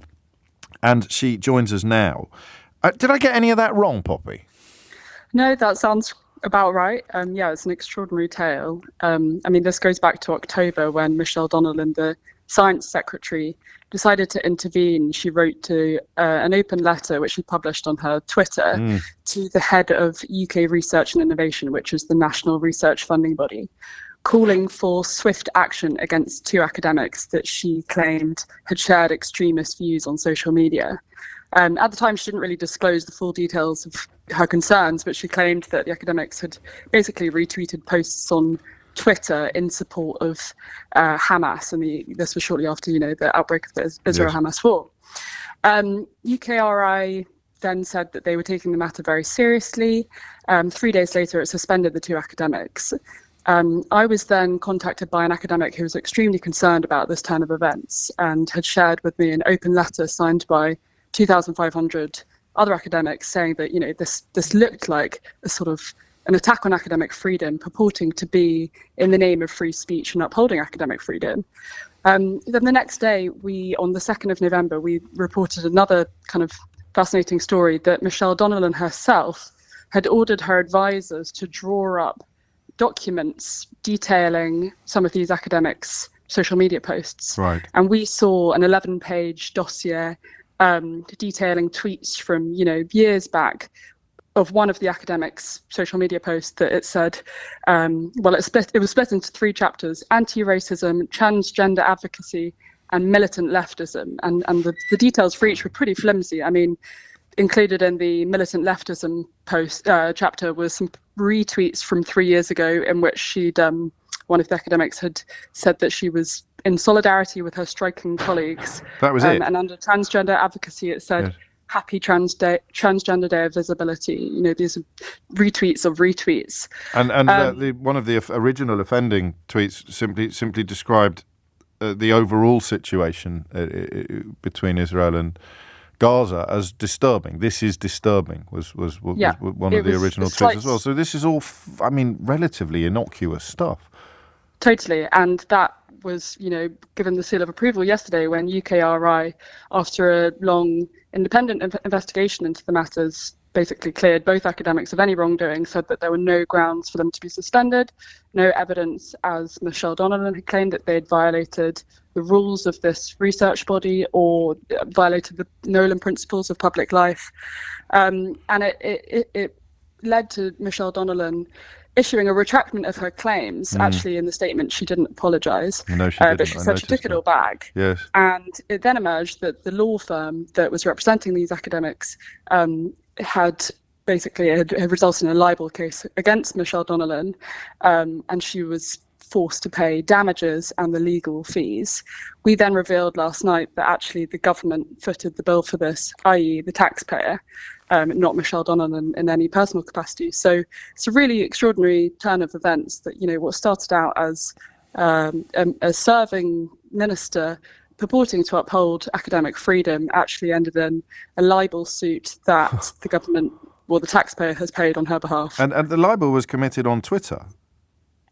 It was committed on Twitter. I think there are serious questions about, whether the ministerial code should be updated to include ministers' social media use. But also, it went further than just, an off-the-cuff remark. She had written a letter, she'd sent it and to the head of UKRI, and then she shared it publicly. There were several stages to this, and it was definitely thought out. It's almost as if she was pursuing another agenda as well as the pursuit of these academics, as trying to sort of cast herself in some sort of culture war champion. But I wouldn't expect you to speculate on that. You can tell me what role Policy Exchange, one of the so-called Tufton Street think tanks, played in this whole saga. Yes, so the right-wing think tank Policy Exchange did play a role in this. I was struck when we first saw Michelle Donnellan's letter accusing these 2 academics of sharing extremist views, that it rang very similar to a briefing note that was published by Policy Exchange earlier that day, calling out the same 2 academics for sharing radical views. When UKRI disclosed the results of their investigation yesterday, it emerged via the law firm that was representing the two academics that actually it appeared a lot of Michelle Donnellan's concerns about this were directed by the policy exchange letter in itself. So it appears to be information, in some way being disclosed to a serving minister by a think tank that is, not related to the government officially. Well, yes, and an opaquely funded think tank at that, once again appearing to influence government. Have we any idea how much money the taxpayer is in the hole for on this, Poppy? This is the crucial thing. So the taxpayers footed the bill for this, and the government won't disclose the amount that the taxpayer has paid. The Department for Science and Technology is just refusing to say what it is. It said that the damages paid to one of the academics was a nominal sum, but it's understood that the legal fees may have spiraled to something much higher, though we really have no idea at this stage because they're simply not budging. And do give me an idea of how I notice you haven't named the academics involved. If that's a conscious decision on your part, I'm happy to stay with it, whatever your reasoning is. But give us an idea of how it's affected them, if you can. So, understandably, it's quite an extraordinary intervention. A cabinet minister naming two academics publicly using her personal Twitter, but also, official letter-headed with the government stamp paper, and accusing them of sharing extremist views. So as you said earlier, it's a professor at Heriot-Watt University and one at UCL. We decided not to name them because, it their just names draws have been attention shared to their around identity, doesn't it? Absolutely. Exactly. No, I'm happy to abide by that. Yeah, they understandably, I assume want this to die down. But it's really, not going away as soon as those questions hang over the amount of money paid and whether Michelle Donnellan can really stay in post. Well, there is the final question. You preempted it slightly, which is I'm sure you've got better things to do than listen to this programme, but I'm fond of observing that in normal times there are behaviours currently commonplace in the Conservative government that would have been potentially resignation issues. I think this is one of them, or indeed a sacking issue. Are any wheels moving in that direction? I think the Liberal Democrats have tabled some form of motion. Yeah, so the Liberal Democrats have called for an urgent Cabinet Office inquiry into what happened here and, for the government to answer those really crucial questions of how much money was paid, who was aware of this, whether it was signed off, by senior officials within government. Labour have also said that Michelle Donnellan faces serious questions over, her commitment to academic freedom. It's unfortunate timing. It's also fortunate timing that this happens on budget day. It's something that could have died down, but actually there has been a lot of attention on it, and I'm sure the political pressure will hopefully yield some answers on this because it really hasn't been subdued by talks of tax cuts. This isn't going away. Indeed it's not, and do keep us posted. Thank you very much indeed, Poppy Wood, political correspondent at the newspaper, who has been, as you just gathered, pursuing this story from the very beginning, and it is extraordinary. I mean, rarely do the sort of triple whammies of culture war conservatives, Tufton Street think tanks, and right-wing media, that rarely do they actually align quite so perfectly as they have done on this. But if you're going to accuse somebody, I obviously get accused of supporting Hamas at times like this by people on social media, just as I get accused of being in the pocket of the Israeli government and being ordered to tailor my coverage of the carnage in Gaza by my Jewish paymasters. So I get both sides of it. But if you're a government minister, my God, you should think twice, thrice, and four times before going in on a accusation like that. It's almost as if some of the people masquerading as experts under the umbrella of Tufton Street think tankery are absolutely nothing of the sort. Indeed, were you to check any of their CVs or many of their CVs, you'd wonder how on earth people from that milieu ended up populating Liz Truss's entire government. And speaking of Liz Truss, I was just looking at an old clip of her bigging up, I think the kids say, the Canadian trade deal. Well, I've got some new figures in front of me today regarding the current trade situation with Canada. We export about 8 out of 10 of the cars that are made in this country. As of next week, as I understand it, or certainly imminently, how much do you think it's going to cost extra to export a single car to Canada? So every single British-built car that gets exported to Canada is going to be subject to a new charge of X pounds. How much do you think it is? Under a deal or as a consequence of a deal that Liz Truss trumpeted as brilliant in order to secure the Conservative Party leadership by persuading the kind of Herberts that constitute the Conservative Party membership that she had the first idea what she was doing. Why does it matter? Because Kemi Badenoch is now pursuing exactly the same tactics. So the Liz Truss trade deal that she told you was brilliant is going to cost how much per car on exports to Canada? I'll tell you after this. It is 11:54. PMQs is imminent. Natasha Clark will be joining me shortly, and then we will be listening to the budget. Do try to contain your... I don't know, really. Is it unprofessional of me to reveal that I don't get massively enthused by the budget? I was very cross about the pasties a few years ago. All I know is that if the Tories are in power, by 1 o'clock today, I'll be better off than I am now. As a top-rate taxpayer, Jeremy Hunt will make me wealthier by 1 o'clock today than I currently am. And look, you don't have to be Karl Marx to think that's a bit unfair, a little bit ridiculous. But before that, PMQs, which you can, of course, watch live on Global Player.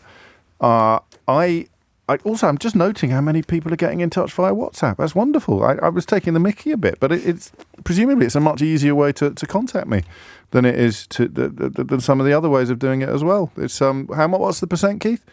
75% of the messages in the last hour are via WhatsApp. Admittedly, that's a lot of people saying, hello, James, I'm contacting you via WhatsApp. Steve's been in touch. He says, James, you haven't mentioned your book yet. Cheers, Steve. You're absolutely right, Steve. I haven't mentioned the smash hit bestseller, How They Broke Britain, which explains a hell of a lot of stuff and, in fact, looks very... in great detail at precisely the sort of environment in which Michelle Donnellan could have soiled herself in public, having taken the lead from a Tufton Street think tank. So thank you, Steve, for that reminder. I'm also getting some really lovely messages through on WhatsApp from people who've clearly never contacted the programme before, but I think even my ego balks at the idea of reading them out, but I have seen them, so thank you, Saif and Pauline, and many others. But I'll read this from Steve, lest anyone think my ego is out of control. You only have people on your show who correspond to your rhetoric. You are a fraud, James, says Steve in Guildford. I mean, it may well be, Steve, but at least I can spell correspond. Natasha Clark is here. What's going to happen at PMQ? I was thinking about this a minute ago. Oh, good. I would That's love nice to of you see... to do some heavy lifting before you come on air. Hey. Cheers. Yeah, obviously, you've already been talking quite a lot about that Michelle Donnellan story, which I think would be a fantastic thing for Keir Starmer to raise about. Mainly the question, though, about why taxpayers' money is being used to fund a libel case. I don't believe so. It's a weird one, isn't it? I don't believe so. But yes, some of the details that Poppy was mentioning just now with you. You libel someone now, and we'll see where the global. Great. Go on. Who do you want to libel? Libel Jeremy Hunt. I'd rather not. Go on. I'd rather see who pays. Do you pay? Do I pay? Or does Global pay? I'd rather not test that, but if you can, if you want. No, I asked first. It's my idea. It's my idea. Great. So I might be skint after this budget, Natasha. I thought you just said you were going to be better off. Well, only because it's a Tory, but I don't know any details. Fantastic. PMQ. So you think Michelle Donnellan possibly? Possibly. Also, I wonder if he just generally mentions the dire economic situation before Sunak gets in and before he starts to go, well, actually, everything's fantastic and that, we can see the wood from the trees and there's light at the end of the tunnel. I wonder if Keir Starmer gets in with a couple of questions about how dreadful the economic record of the Conservatives has been the past 14 years. I wonder if he tries to get on the front foot with a bit of that. That's potentially what I would do. And also just generally the tax cuts argument gets ahead of that and saying, well, actually, are you going to cut public spending? Because that's the question that's on everybody's lips today is, are these tax cuts that you're going to announce today, does that mean that we are going to be worse off in terms of our public services later down the line? I mean, how much... Does it get less attention than usual, PMQs, as a consequence of probably a little bit the budget just being just around the corner? Because obviously, Rishi Sunak's going to say, wait and see. You just got a few more minutes and then I can tell you everything. And then the Chancellor's going to set out everything. And the Chancellor, who's been on a 17-mile run this morning to warm up for the budget. Can't think of anything that I'd rather do. He's going to crash about 4 p.m. But they used to have a drink, didn't they? They don't do that anymore. Glass of scotch. I think Ken He Clarke did. Ken Clarke was, I think, the last Tory Chancellor to do that, and I don't think anyone's done it since. Probably just as well. He might need it. See what this lot do sober. I dread to imagine what they might do half cut. So, anything on the Michelle Donnellan list? Anything else that is sort of party political? as it were, rather than political. Well, obviously, last week he really went on the Tory Islamophobia issue. Obviously, Farage. The Farage stuff is getting more interesting, I think, because Farage is furious about this. I've never seen him so well. I have seen him so rattled, but only when I interviewed him.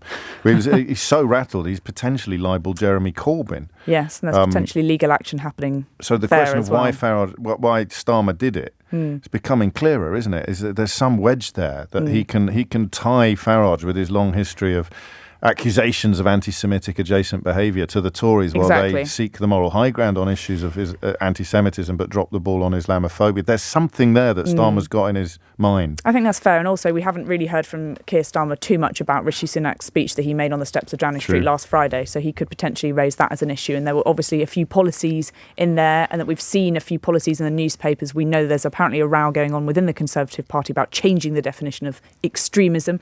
Could that be something that Keir Starmer talks about, as well as potentially banning hate speech activists from coming into Britain? What does that mean? And is Keir Starmer prepared to stand up for free speech, because it could potentially face a crackdown on that? Well, to highlight the difficulties of that sort of path, presumably labelling someone a Hamas sympathiser when they're nothing of the sort would be hate speech of a kind. You'd argue that. Yeah. You know? So exactly. Not only would that put Michelle Donnellan on the hook, but it would put Nadine Dorries on the hook for some of the comments she's retweeted about me in the past. And the use of taxpayers' money as well to that's get, the big bit, I think.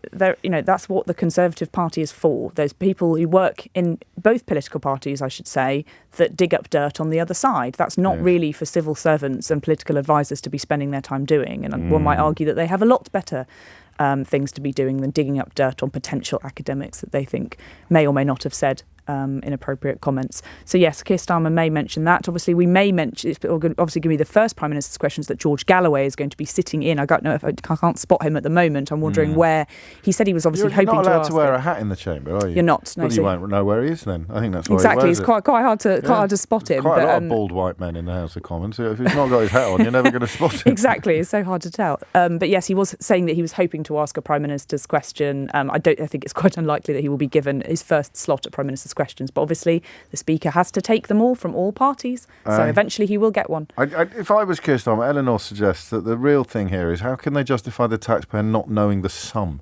Even if you're going to have a debate about whether or not, in the same way I did when I said who would pay if you libelled someone now, you can see a sort of case for the employer, as it were. It's the taxpayer. But why won't you tell us how much? They're going to have to at some point, whether it's by FOI or annual accounts of the Department for Culture, Media and Sport, they're going to have to at some point. Unless they adopt the Marjorie Taylor Greene school of response to political questioning and just tell them to F off. Absolutely not, yeah. Which is a possibility as well. A fantastic clip, wasn't it? Speaking of American politics, we're seeing reports that Nikki Haley, I may have been picked up, has decided to end her presidential campaign. The FT reports a person familiar with the matter telling them that. So the Trump-Biden face-off looks ever more inevitable. We're in that little period of the week where we will cross imminently and immediately to the House of Commons as soon as Sir Keir Starmer gets to his feet.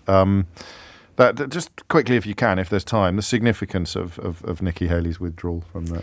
Well, obviously, Nikki Haley withdrawing, as is reported, means the way is now essentially clear for Donald Trump. She was the only real person that I think anybody thought had any chance of stopping it. It means that we're going to see now a rerun of the 2020 election, Biden versus Trump again. And, you know, there is a lot of a lot riding on this, isn't there? Another Trump presidency potentially looms on the horizon, and all the polls point to the fact that he could now be back in the White House after that Supreme Court case ruled that he could indeed stand just a couple of days ago, and I don't think we ever thought anything different. But yes, it'll be interesting to see if Nikki Haley actually does endorse Donald Trump or not, and whether she yes, and there was some anything. talk of her possibly running as an independent, as almost a spoiler candidate, but that seems to be diminishing to the point of disappearing. What does that mean for us? I think the likelihood of Trump getting back into the White House is now high. I think it's almost certain. Do you really go that far? And I think there are a lot of diplomats, people I speak to in Washington as well, that say that they are expecting Donald Trump to win and have been for months. I've heard the same. I think it doesn't... we should stress that democracy itself is at stake here, according to extremely well-informed observers of American politics and participants past and present. Trump generally goes even further than he threatens to, even while members of the media stress that, he couldn't possibly go as far as he's threatening to. It's all bluster and rhetoric. He will go further. And at the point where you lie about an election result and then spawn an insurrection on your own doorstep is a point from which you don't resile. So what does it mean for British politics, for Sunak or Starmer? We'll find out after this. Thank you, Mr. Speaker. 3 years ago, Sarah Everard was walking home when she was abducted and murdered by a serving police officer who should have been trusted to keep her safe. Yeah. As a father, I can't imagine the pain her parents, her family and her friends are going through in this difficult anniversary week. Lady Angelina's report exposes the appalling failure in police vetting and in misconduct processes. And I'm very troubled by its conclusion that there is, and I'm going to quote it, nothing to stop another Cousins operating in plain sight. How can that be the case 3 years on from this horrendous crime? Well, Mr. Speaker, can I firstly say that I'm sure all members of the House will have been thinking about Sarah Everard in recent weeks. It was, as the Honourable Gentleman said, an absolutely shocking case, and the abuse of power in particular was appalling. That's why we took action quickly, Mr. Speaker, to strengthen police vetting, strengthen the rules for rooting out officers who are not fit to serve, and conducted the largest ever screening of all serving officers and staff. We're now ensuring that any officer who has been charged for a crime will be suspended from duty automatically until their case is concluded, and we will thoroughly consider all of the report's recommendations and respond in full.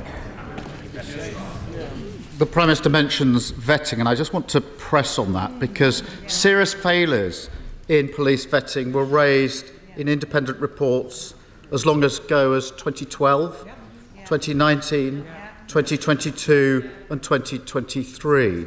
And that's why Labour's been arguing for mandatory national vetting standards, which would stop anybody with a history of domestic abuse or sexual offending being allowed to join the police in the first place. Why are mandatory national vetting standards not already in place? Well, Mr. Speaker, it is vital for public confidence that those that are not fit to wear the badge are rooted out of the police and not able to join in the first place. That's why the College of Policing has updated its existing statutory code on vetting, and that happened quickly. And in addition, the Policing Inspectorate, Mr. Speaker, carried out a rapid inspection of all forces' progress against the previous findings. And in addition to that, an entire check against the National Police Database was carried out for all serving officers and staff. Mr. Speaker, I'm obviously very familiar with codes in criminal justice systems, but this is too serious for that. There's a world of difference between a code and binding mandatory standards, which don't have legal effect, and that should trouble members across the House. Yeah. Cousins' history of sexual offending stretched back many years. On 4 occasions, despite allegations of indecent exposure, he wasn't sacked. We know indecent exposure is a gateway to more horrific crimes, as was tragically shown to be the case, not only in Sarah Everard's case, but also Libby Squire. But it's not treated with the seriousness required. The Angelina report recommends reviewing all indecent exposure allegations against serving officers in order to identify, investigate and remove those officers from service. Now, given the obvious urgency of this recommendation, can the Prime Minister give a categorical assurance that it will be implemented immediately? Mr. Speaker, as the Home Secretary addressed this specifically when he made his statement, indecent exposure, just like any other kind of sexually motivated crime, is abhorrent. And we expect police chiefs to take it extremely seriously. We fully expect police chiefs to suspend an officer charged with any kind of sexually motivated crime. And it's worth pointing out, in addition to the new powers that the Home Secretary outlined about automatic suspension, Chief Constables already do have existing powers to suspend any officer in their force when allegations are made, and we fully expect them to use those powers. It's all fine, is it? It's all okay? Well, I do think the recommendation I referred to should be implemented urgently, and I ask the Prime Minister to look again at that, because every day that goes past when it isn't implemented carries risk for victims in these cases. Sarah Everard's murder should, of course, been a watershed moment on policing reform, on the criminal justice system, on violence against women and girls. But the sad reality is that victims of rape who have the courage and bravery to come forward have just a 2.4% chance of their perpetrators being caught and charged within the year. How does the Prime Minister expect women to have confidence in the criminal justice system when almost all rapists don't see the inside of a courtroom? Mr. Speaker, as we acknowledged a couple of years ago, of course we need to do more to improve rape outcomes in the criminal justice system. And the plan, the Rape Action Review Plan, is showing considerable progress, Mr. Speaker. We've already increased the average sentences for rape by a third since Labour were last in office, Mr. Speaker. By the way, using a power that the Labour Party voted against in this House. And thanks to our action plan, we've seen police referrals double, charges double, and last year there was a 50% increase in rape convictions, and now rapists will serve every single day of their sentence behind bars. And the honourable gentleman did raise his time at the Crown Prosecution Service, but he hasn't acknowledged that under his tenure, rape convictions actually dropped. Well, the Prime Minister knows that is going to be fact-checked. He also knows I support tough sentences. I really do think that the victims of violence against women and girls deserve better than this nonsense from the Prime Minister. It needs to be taken seriously. It's not games, Prime Minister. We all want more victims to come forward, but we have to be honest. Unless things change, the criminal justice system will continue to fail them. That's why we're committed to introducing specialist rape and sexual offences teams in every force to give victims specialist support and confidence that their experience will be investigated properly. When will the Prime Minister commit to doing the same? Mr. Speaker, we've already implemented a Rape Action Review Plan. He says about taking this seriously. Here are the things that we have done, Mr. Speaker. We have ended the appalling digital strip search that victims had to go through with their mobile phones. We've ensured that there's better use of pre-recorded cross-examination. We've rolled out Operation Sorteria with incredible success across all national police forces, and we have increased significantly the number of independent sexual domestic violence and abuse advisors to up to 1,000, and there is more specialist training in all police forces for these prosecutions. That is a plan that we've already put in place. It's a plan that is working to ensure that we can keep women and girls in our country safe. Mr. Speaker, the problem is the rosy picture the Prime Minister tries to paint of the current criminal justice system is completely at odds with the confidence many women currently have in it. And with the publication of the Angelina report, the country deserves to know that we're doing all we can to make our country safe for women.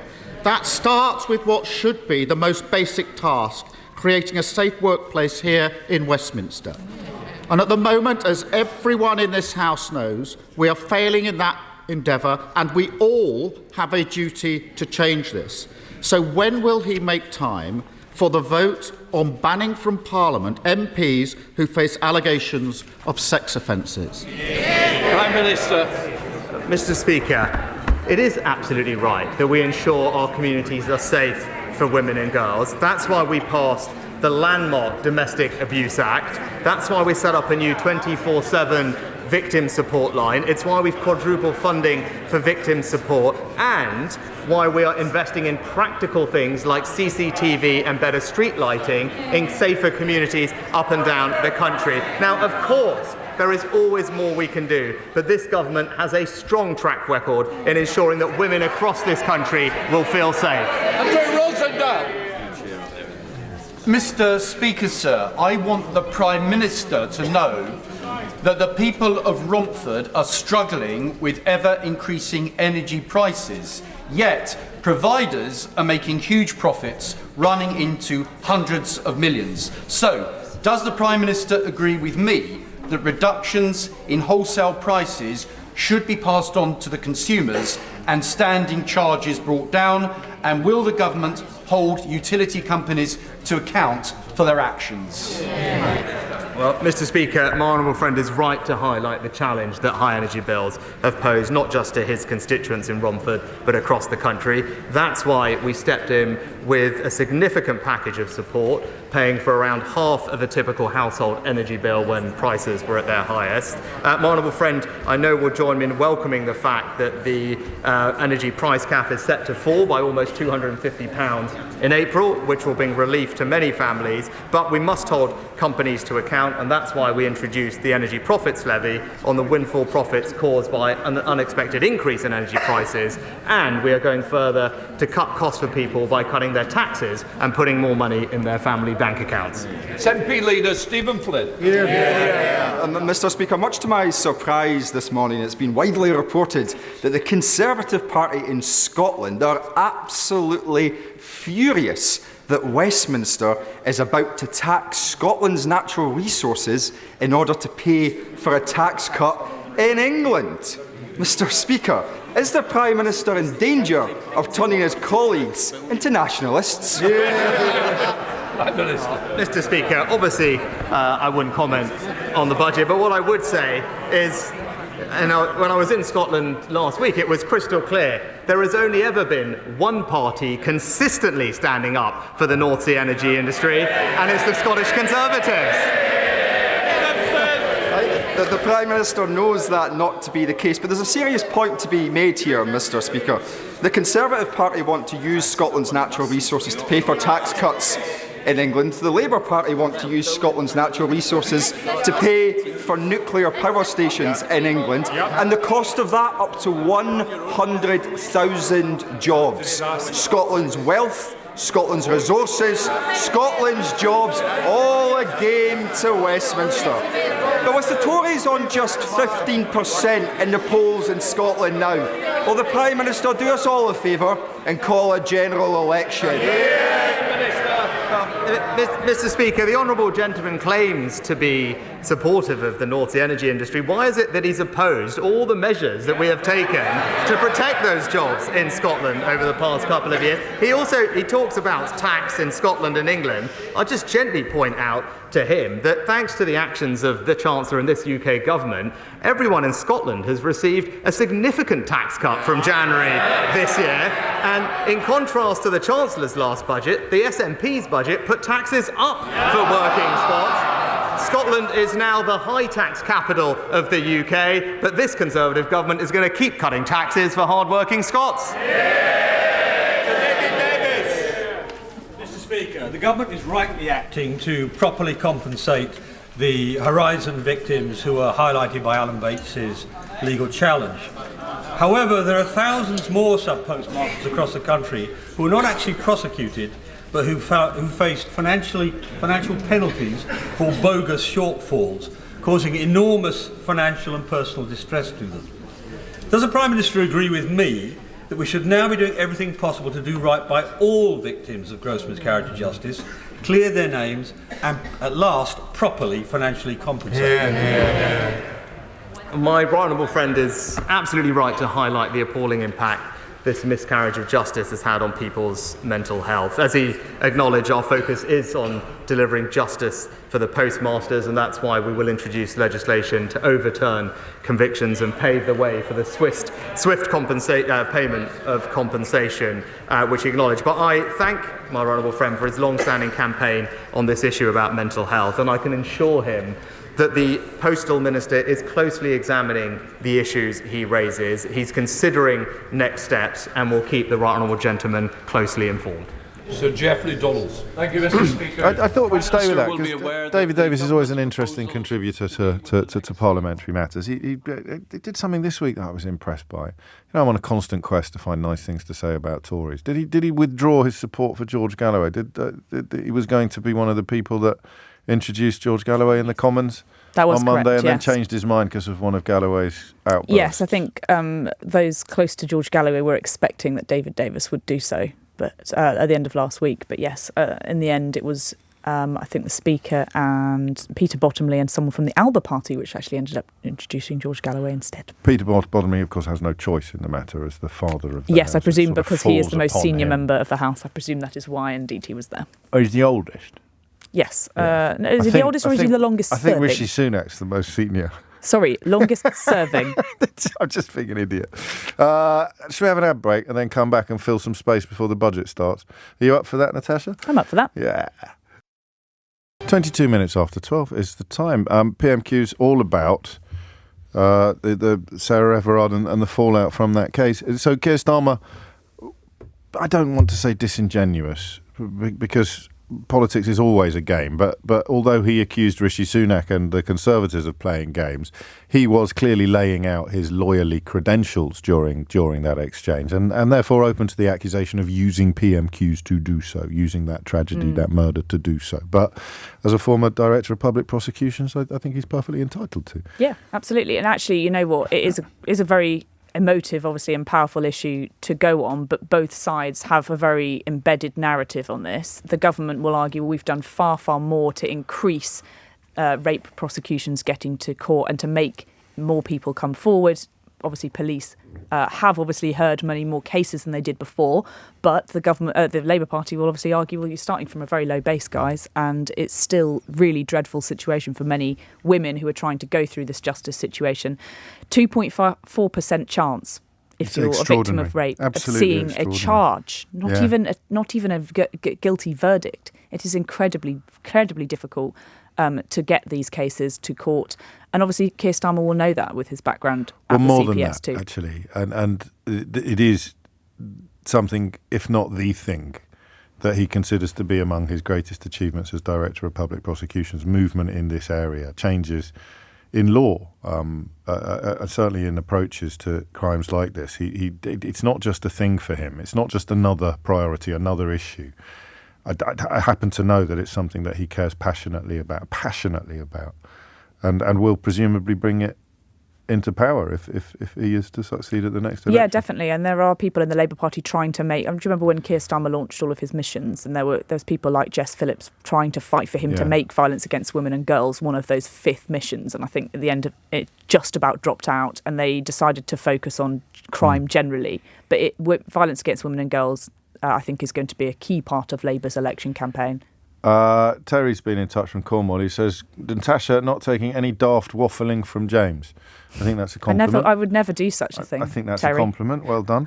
And James says, do you know what you're going to talk about before you come on air, or do you just make it up as you go along? Yeah.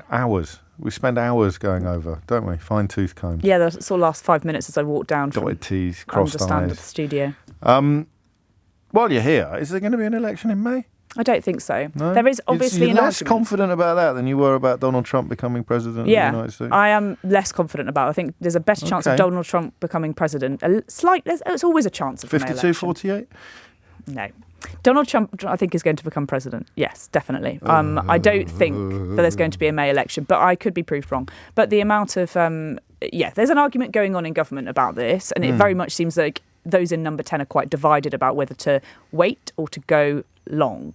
There are pros and con arguments either way for it. The way I see it is that obviously people are feeling slightly more optimistic, I'm sure, in the spring as compared to as you go into winter and people thinking about winter crisis, how I have no money for Christmas presents, cost of living, energy bills going up again. But equally for the economy, which the Conservatives obviously want to fight on, they are giving themselves more time for the economy to pick up, for GDP to get better, obviously to get out of this recession, fingers crossed, they hope, for interest rates to come down and for inflation to come down. And also I think, when you're at 20% in the polls and you have the power to call an election, why on earth would you do it now? Why would you not just wait to see if something might come up to make it better? You know the answer. It might be 10% by November. I mean, it's not beyond the realms of possibility. That's the Labour Party's argument of it could get worse. Yes. But actually, I think it probably can't. I think this 20% core base of support is probably the lowest that the Conservatives are going to. Prove me wrong if we start going into 18-19% and reforms start to take even bigger chunks out of the Conservative vote than before. But I don't think it's going to get too much worse for them. I think it can only really get better. And obviously, the longer you wait as well for an election, the longer you give Keir Starmer to possibly trip up. And obviously that's a bit of hope for the Conservatives. Of course it is. But they have shown, obviously, with the last few weeks and their handling of the Gaza-Israel vote, that things can be quite tricky for them. Now, speaking of the Gaza-Israel vote, are we reading too much into this? But a few people have picked up on it. Lindsay Hoyle appears to have taken a vow of silence. He has. We haven't heard very much from him. Do you think that's a coincidence? I think he just wants to try and wait for this whole thing to die down. And it's not for lack of trying that we have been bidding for the Speaker to come on LBC to speak about MP safety and about the fallout from the vote. But I think many people decide that it's better to keep a low profile. Low profile Lindsay. Yeah, I think. Also, it wasn't a particularly obnoxious PMQs. You didn't have many Gullicisms. There wasn't, and obviously, but with such a sensitive subject like this, you weren't going to get people screaming at each other over the dispatch box on issues like this. You would expect it to be a bit more muted, and I think Eleanor Lang, the Deputy Speaker, is going to be doing the budget debate, so I don't think Lindsay's going to be doing that.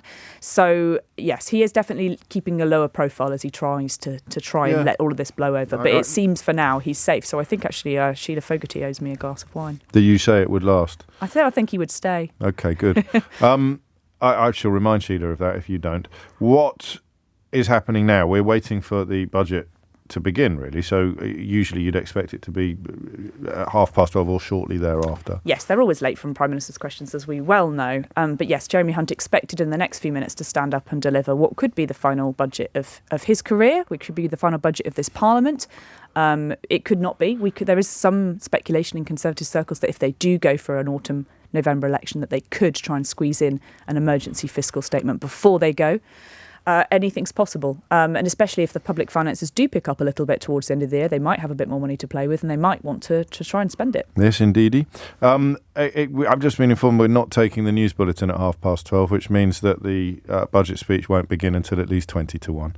That's the way that You're going to have to fill some time then, Yes, I'm afraid. exactly. That's the way that these things normally unfold. If we took a news bulletin at 12:30, the budget speech would begin at 12:30 and 17 seconds. But now we've taken a decision not to take a news bulletin at 12:30. Sod's law, isn't it? I can confidently state, it's broadcasting law, confidently state that we won't be having the speech until at least 20-1. What do we know already about the budget? Because what was his name? Can you remember the name of the one that got fired? George. George. For leaking the budget to the Evening Standard back in the day. I don't know. I don't know who it was that was fired by. It was one of the chancellors. George Osborne at the end. It wasn't Osborne. Watch this. All right. This is because we've got WhatsApp now. You can WhatsApp into the studio. Watch this now. Who was it who was the chancellor? What's the delay, Keith, at the moment?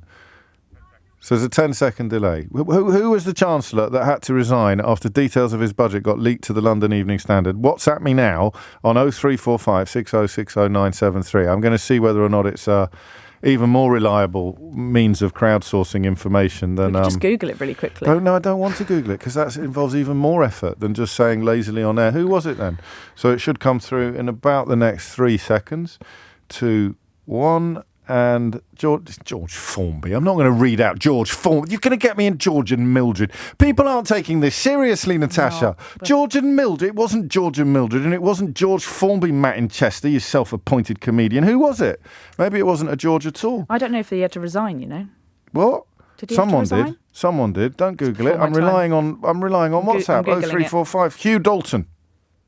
Don't know where I got George from. Hugh Dalton. Did he resign? 1947. He did. There you go. He was the Labour Chancellor. And then, after details were published in an evening newspaper before his speech. Fair play to Ruby, who just texted. Well done, Ruby. No, Ruby tested testing, which is quite an in-joke, that, which you weren't here for. But yes, whoever sent Hugh Dalton...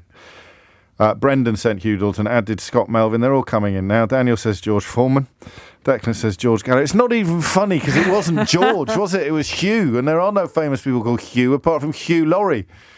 I think I'm getting it confused, but there was a George Osborne budget where he was quite heavily criticised because a lot of it did appear. Well, I think he broke lots of the leaks. seal, as it were, and since then it's no longer been a convention or a tradition that you're not supposed to do it. So, listen, sorry, I interrupted myself interrupting you.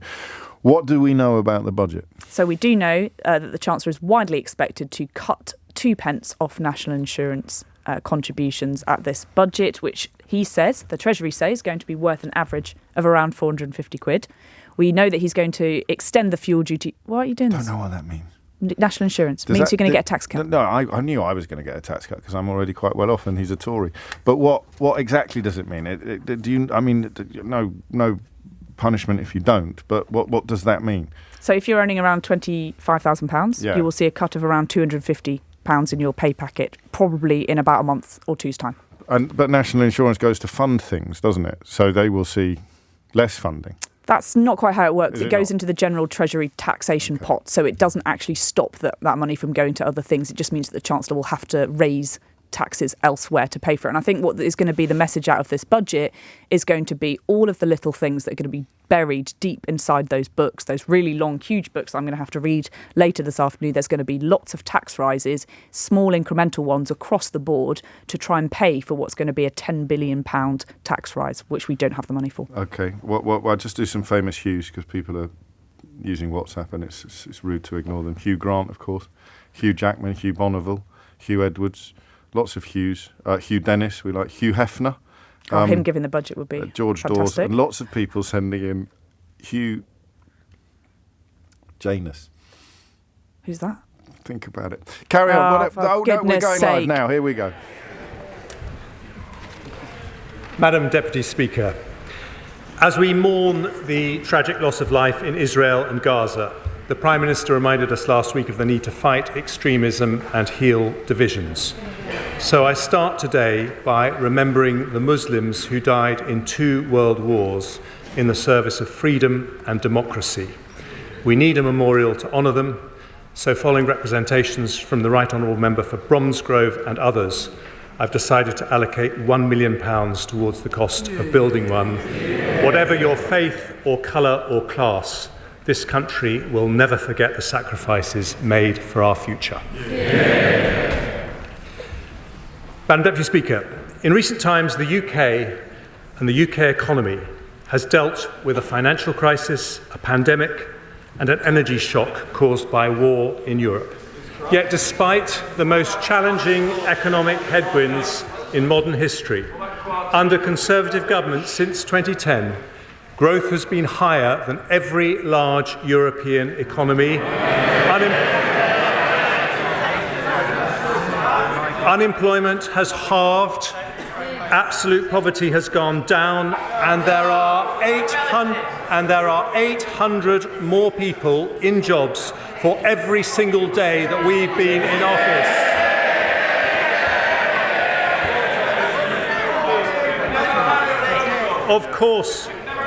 Of course, interest rates remain high as we bring down inflation. But because of the progress we've made, because we are delivering the Prime Minister's economic priorities, we can now help families not just with temporary cost of living support, but with permanent cuts in taxation.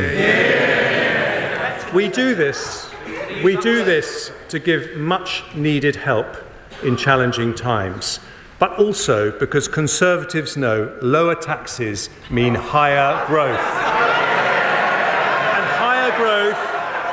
And higher growth means more opportunity, more prosperity, and more funding for our precious public services. But if we want that growth... What? The Chancellor has hardly said anything.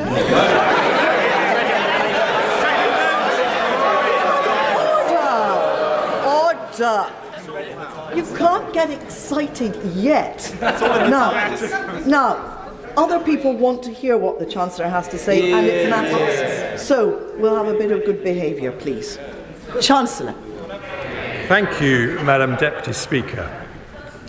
If we want that growth to lead to higher wages and higher living standards for every family in every corner of the country, it cannot come from unlimited migration. It can only come by building a high-wage, high-skill economy, not just higher GDP, but higher GDP per head. And that is the difference with the party opposite. Their plans destroy jobs, reduce opportunities, and risk family finances with spending that pushes up taxes.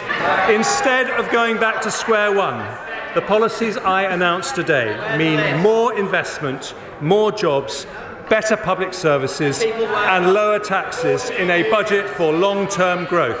And Madam Deputy Speaker, I start with the updated forecasts from the OBR, for which I thank Richard Hughes and his team. First, inflation. When the Prime Minister and I came to office, it was 11%. The latest figures show... I know the party opposite struck... This is not amusing anymore. We need to hear what the Chancellor has to say. I can tell who's making the noise, and you simply won't get a chance to speak later. So that's the end of it. Chancellor. Thank you, Madam Deputy Speaker. When the Prime Minister and I came to office, inflation was 11%, but the latest figures show it is now 4%, more than meeting our pledge to halve it last year. And today's forecasts from the OBR show it falling below the 2% target in just a few months' time, nearly a whole year earlier than forecast in the autumn statement. That didn't happen by accident. Whatever the pressures and whatever the politics, a Conservative government working with the Bank of England will always put sound money first. But we also understand that tackling inflation, while necessary, is painful. It means higher interest rates and a period of lower growth. So we've given the average household £3,400 in cost of living support over the last 2 years. Doing so makes economic as well as moral sense. The OBR predicted real household disposable income per person would fall by 2% in the last year. Instead, after this support, it is on track to rise by 0.8%. And today I take further steps to help families with cost of living pressures, starting with measures to help the poorest families. We've already abolished higher charges for electricity paid by those on prepayment meters, increased the local housing allowance, and raised benefits by double expected inflation. Today I focus on those falling into debt. Nearly 1 million households on universal credit take out budgeting advance loans to pay for more expensive emergencies like boiler repairs or help getting a job. To help make such loans more affordable, I've today decided to increase the repayment period for new loans from 12 months to 24 months. For some people, I thought they cared about people on the lowest income.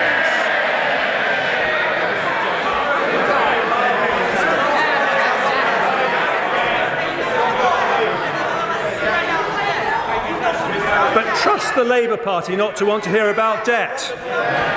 For some people, the best way to resolve debt is through a debt relief order. But getting one costs £90, which can deter the very people who need them the most. So having listened carefully to representations from Citizens' Advice, I today relieve pressure on around 40,000 families every year by abolishing the £90 charge completely. Next, the Household Support Fund. It was set up on a temporary basis and due to conclude at the end of this month. Having listened carefully to representations from the Joseph Rowntree Foundation, the Trussell Trust, and honourable members from East Ham, Colchester, Ruislip, Northwood and Pinner, and Suffolk Coastal, amongst others, I've decided that with the battle against inflation still not over, now is not the time to stop the targeted help it offers. We will therefore continue it at current levels for another 6 months. Next, I turn to a measure that will help businesses and households more broadly. In the autumn statement, I froze alcohol duty until August of this year. Without any action today, it would have been due to rise by 3%. But I've listened carefully to my right honourable friends from Altrincham and Sale West, the Vale of Glamorgan, and my right honourable friend from Murray, who is a formidable champion of the Scottish whisky industry. I also listened to Councillor John Tonks from Ash, a strong supporter of the wonderful Admiral pub who pointed out the pressures facing the industry. So today I've decided to extend the alcohol duty freeze until February 2025. This benefits 38,000 pubs across the UK, and on top of the £13,000 saving a typical pub will get from the 75% business rates discount I announced in the autumn. We value our hospitality industry and are backing the great British pub. Another cost that families and businesses worry about is fuel. Now, the Shadow Chancellor complained about the freeze on fuel duty, and Labour has opposed it at every opportunity. The Labour Mayor of London wants to punish motorists even more with his ULEZ plans, but lots of families and sole traders depend on their car. If I did nothing, fuel duty would increase by 13% this month. So instead I've listened to my right honourable friends for Stoke-on-Trent North, Dudley North, Witham and others, as well as the Sun newspaper's Keep It Down campaign. I have, as a result, decided to maintain the 5p cut and freeze fuel duty for another 12 months. This will save the average car driver £50 next year and bring total savings since the 5p cut was introduced to around £250. Taken together with the alcohol duty freeze, this decision also reduces headline inflation by 0.2 percentage points in 24/5, allowing us to make faster progress towards the Bank of England's 2% target. Madam Deputy Speaker, there can be no solid growth without solid finances. An economy based on sound money does not pass its bills to the next generation. When it comes to borrowing, some believe there is a trade-off between compassion and fiscal responsibility. They are wrong. It is only because we responsibly reduced the deficit by 80% between 2010 and 2019 that we could provide £370 billion to help businesses and families in the pandemic. The party opposite opposed our plans to reduce the deficit every single step of the way. But in fairness, they were consistent. The Lib Dems supported controlling spending in coalition, but now say they would prop up a party that will turn on the spending taps. It's the difference between no plan and no principles.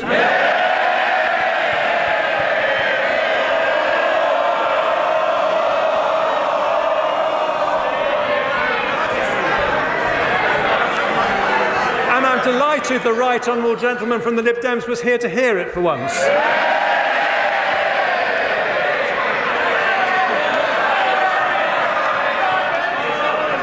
Today, we say something different. There is nothing compassionate about running out of money.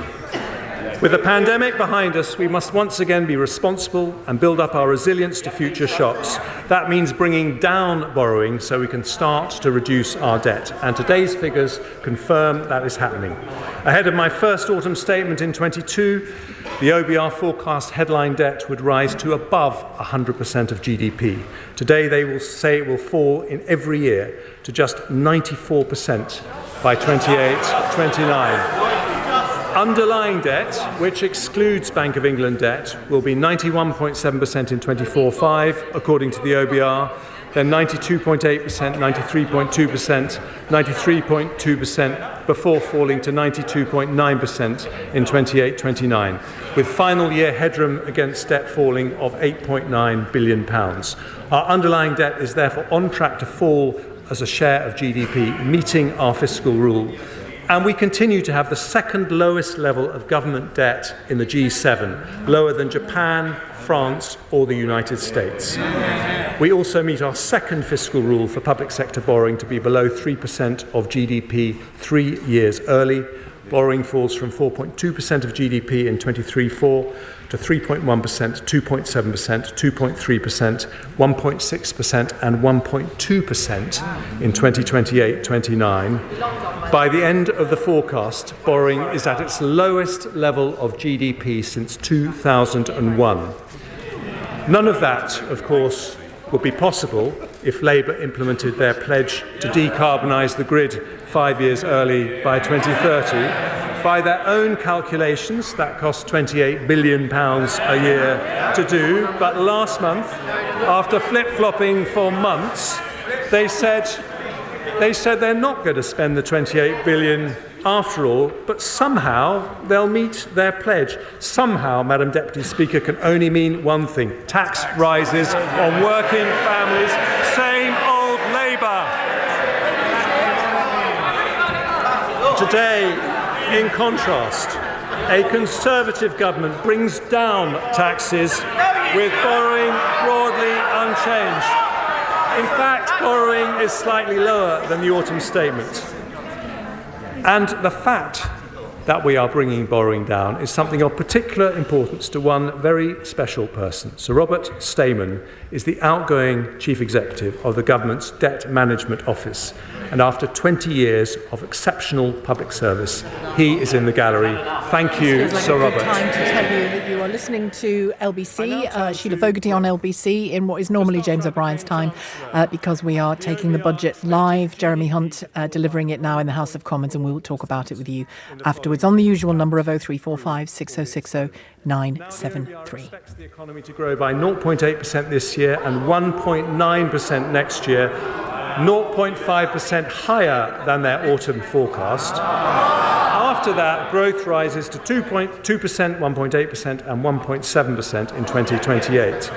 Since 2010, they don't want to hear this, but these are the facts. Since 2010, we have grown faster than Germany, France or Italy, the three largest European economies. And according to the IMF, we will continue to grow faster than all three of them in the 5 years ahead. Surveys by Lloyds and Deloitte show business confidence is returning. In other words, because we have turned the corner on inflation, we will soon turn the corner on growth. And today's OBR forecasts also show that we have made good progress on the Prime Minister's three economic priorities. Compared to when the three pledges were made, inflation has halved, debt is falling in line with our fiscal rules, and growth is fully 1.5 percentage points higher than predicted. And as growth returns, they don't have a growth plan, so they might as well listen to ours. As growth returns, our plan is for economic growth not sustained through migration, but one that raises wages and living standards for families. Not just higher GDP, but higher GDP per head, and that means sticking to our plan with a budget for long-term growth, more investment, more jobs, better public services and lower taxes. And I start with investment. Economists say that stimulating investment is the most effective way to raise productivity and therefore wages and living standards.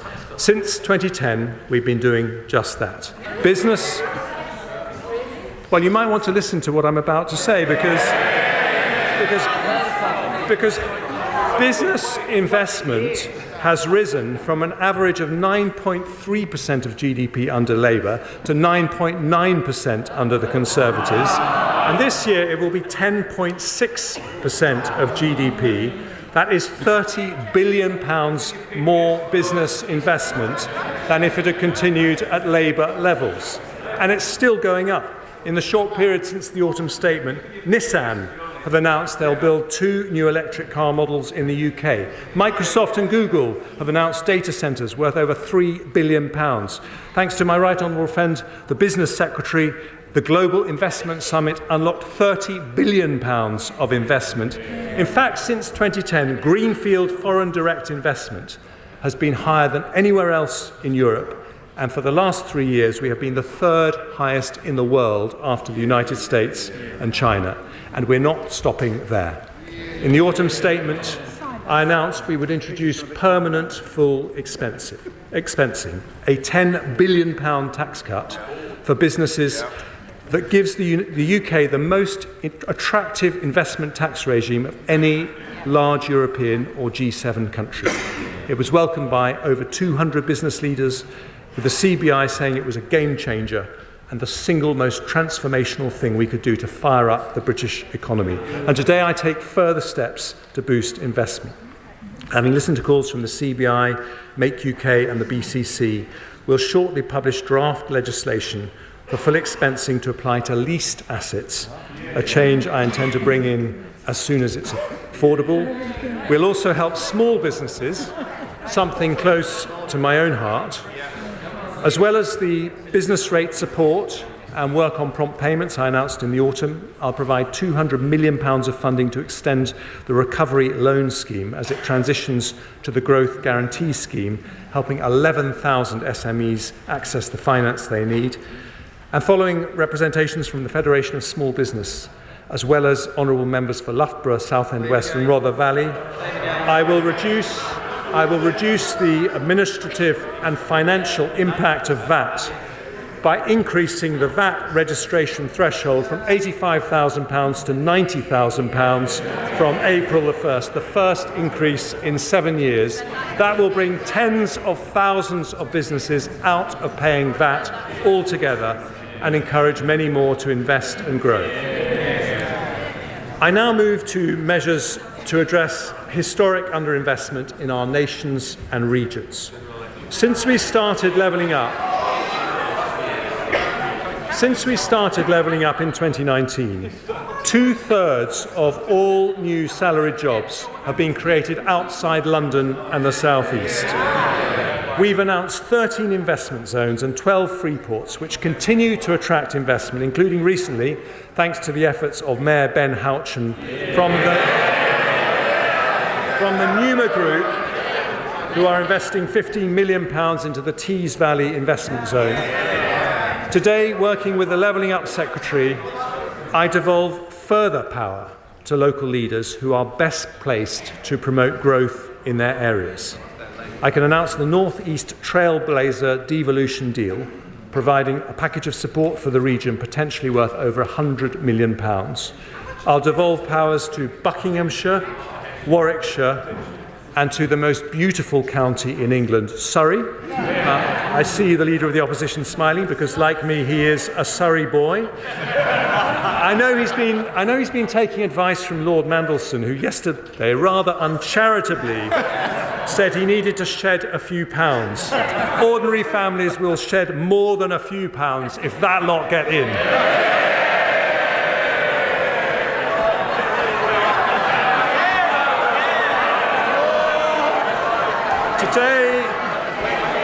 Today,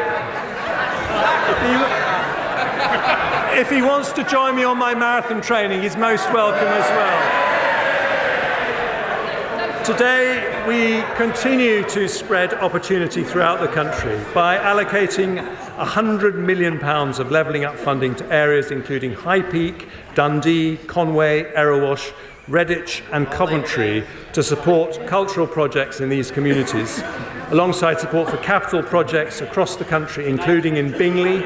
We are expanding the long-term plan for towns to 20 new places, including Darlington, home of the Treasury's fantastic Darlington Economic Campus, Coleraine, Peterhead, Runcorn, Harlow, Eastbourne, Arbroath and Rhyl, providing each with £20 million of funding to invest in community regeneration over the next decade. We'll provide £15 million in new funding to the West Midlands Combined Authority to support culture, heritage and investment projects on the recommendation of our go-getting Mayor Andy Street. And we'll allocate £5 million to renovate hundreds of local village halls across England so they can remain at the heart of their communities. And because this is a Conservative and Unionist government, we'll also set aside funding to support the Saxavord Spaceport in Shetland, an agri-food launch pad in mid-Wales, and funding to support Northern Ireland's businesses to expand global trade and investment opportunities. As a result of the decisions we take today, the Scottish Government will receive nearly £300 million in Barnett consequentials, with nearly £170 million for the Welsh Government and £100 million for the Northern Ireland Executive. I do appreciate that a tax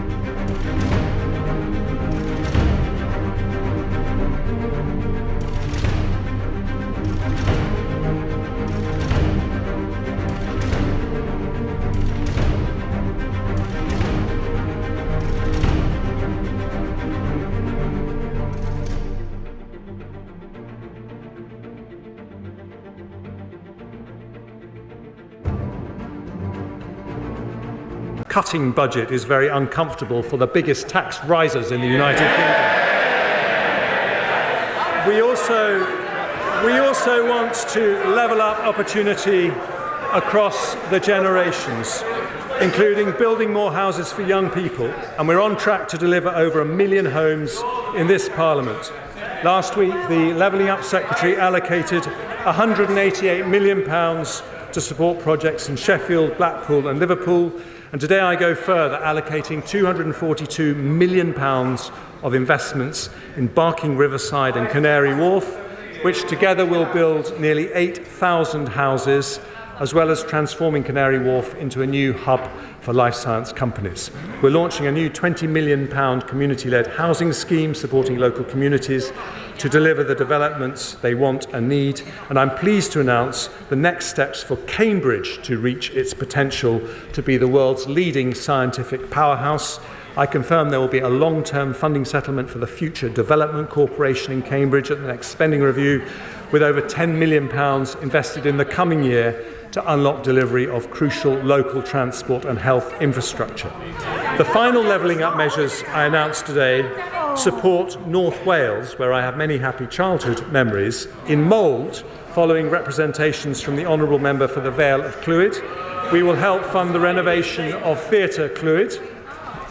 And I can announce this week the Government has reached agreement on a £160 million deal with Hitachi to purchase the Wilfer site in Innismarn and the Oldbury site in South Gloucestershire.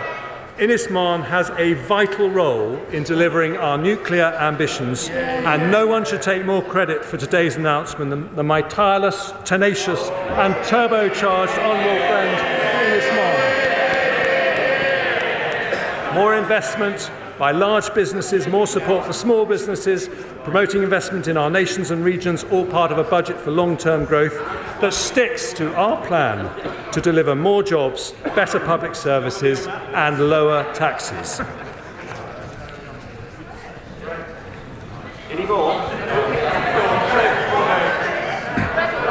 I now turn to one of the most powerful ways to attract investment, namely supporting our most innovative industries. Outside the US, we have the most respected universities, the biggest financial services sector, and the largest tech ecosystem in Europe. We have double the AI startups of anywhere in Europe, double the venture capital investment, and a tech economy now double the size of Germany and 3 times the size of France. We're on track to become the world's next Silicon Valley. Next Silicon Valley. Next Silicon Valley. Next Silicon Valley. Next Silicon Valley.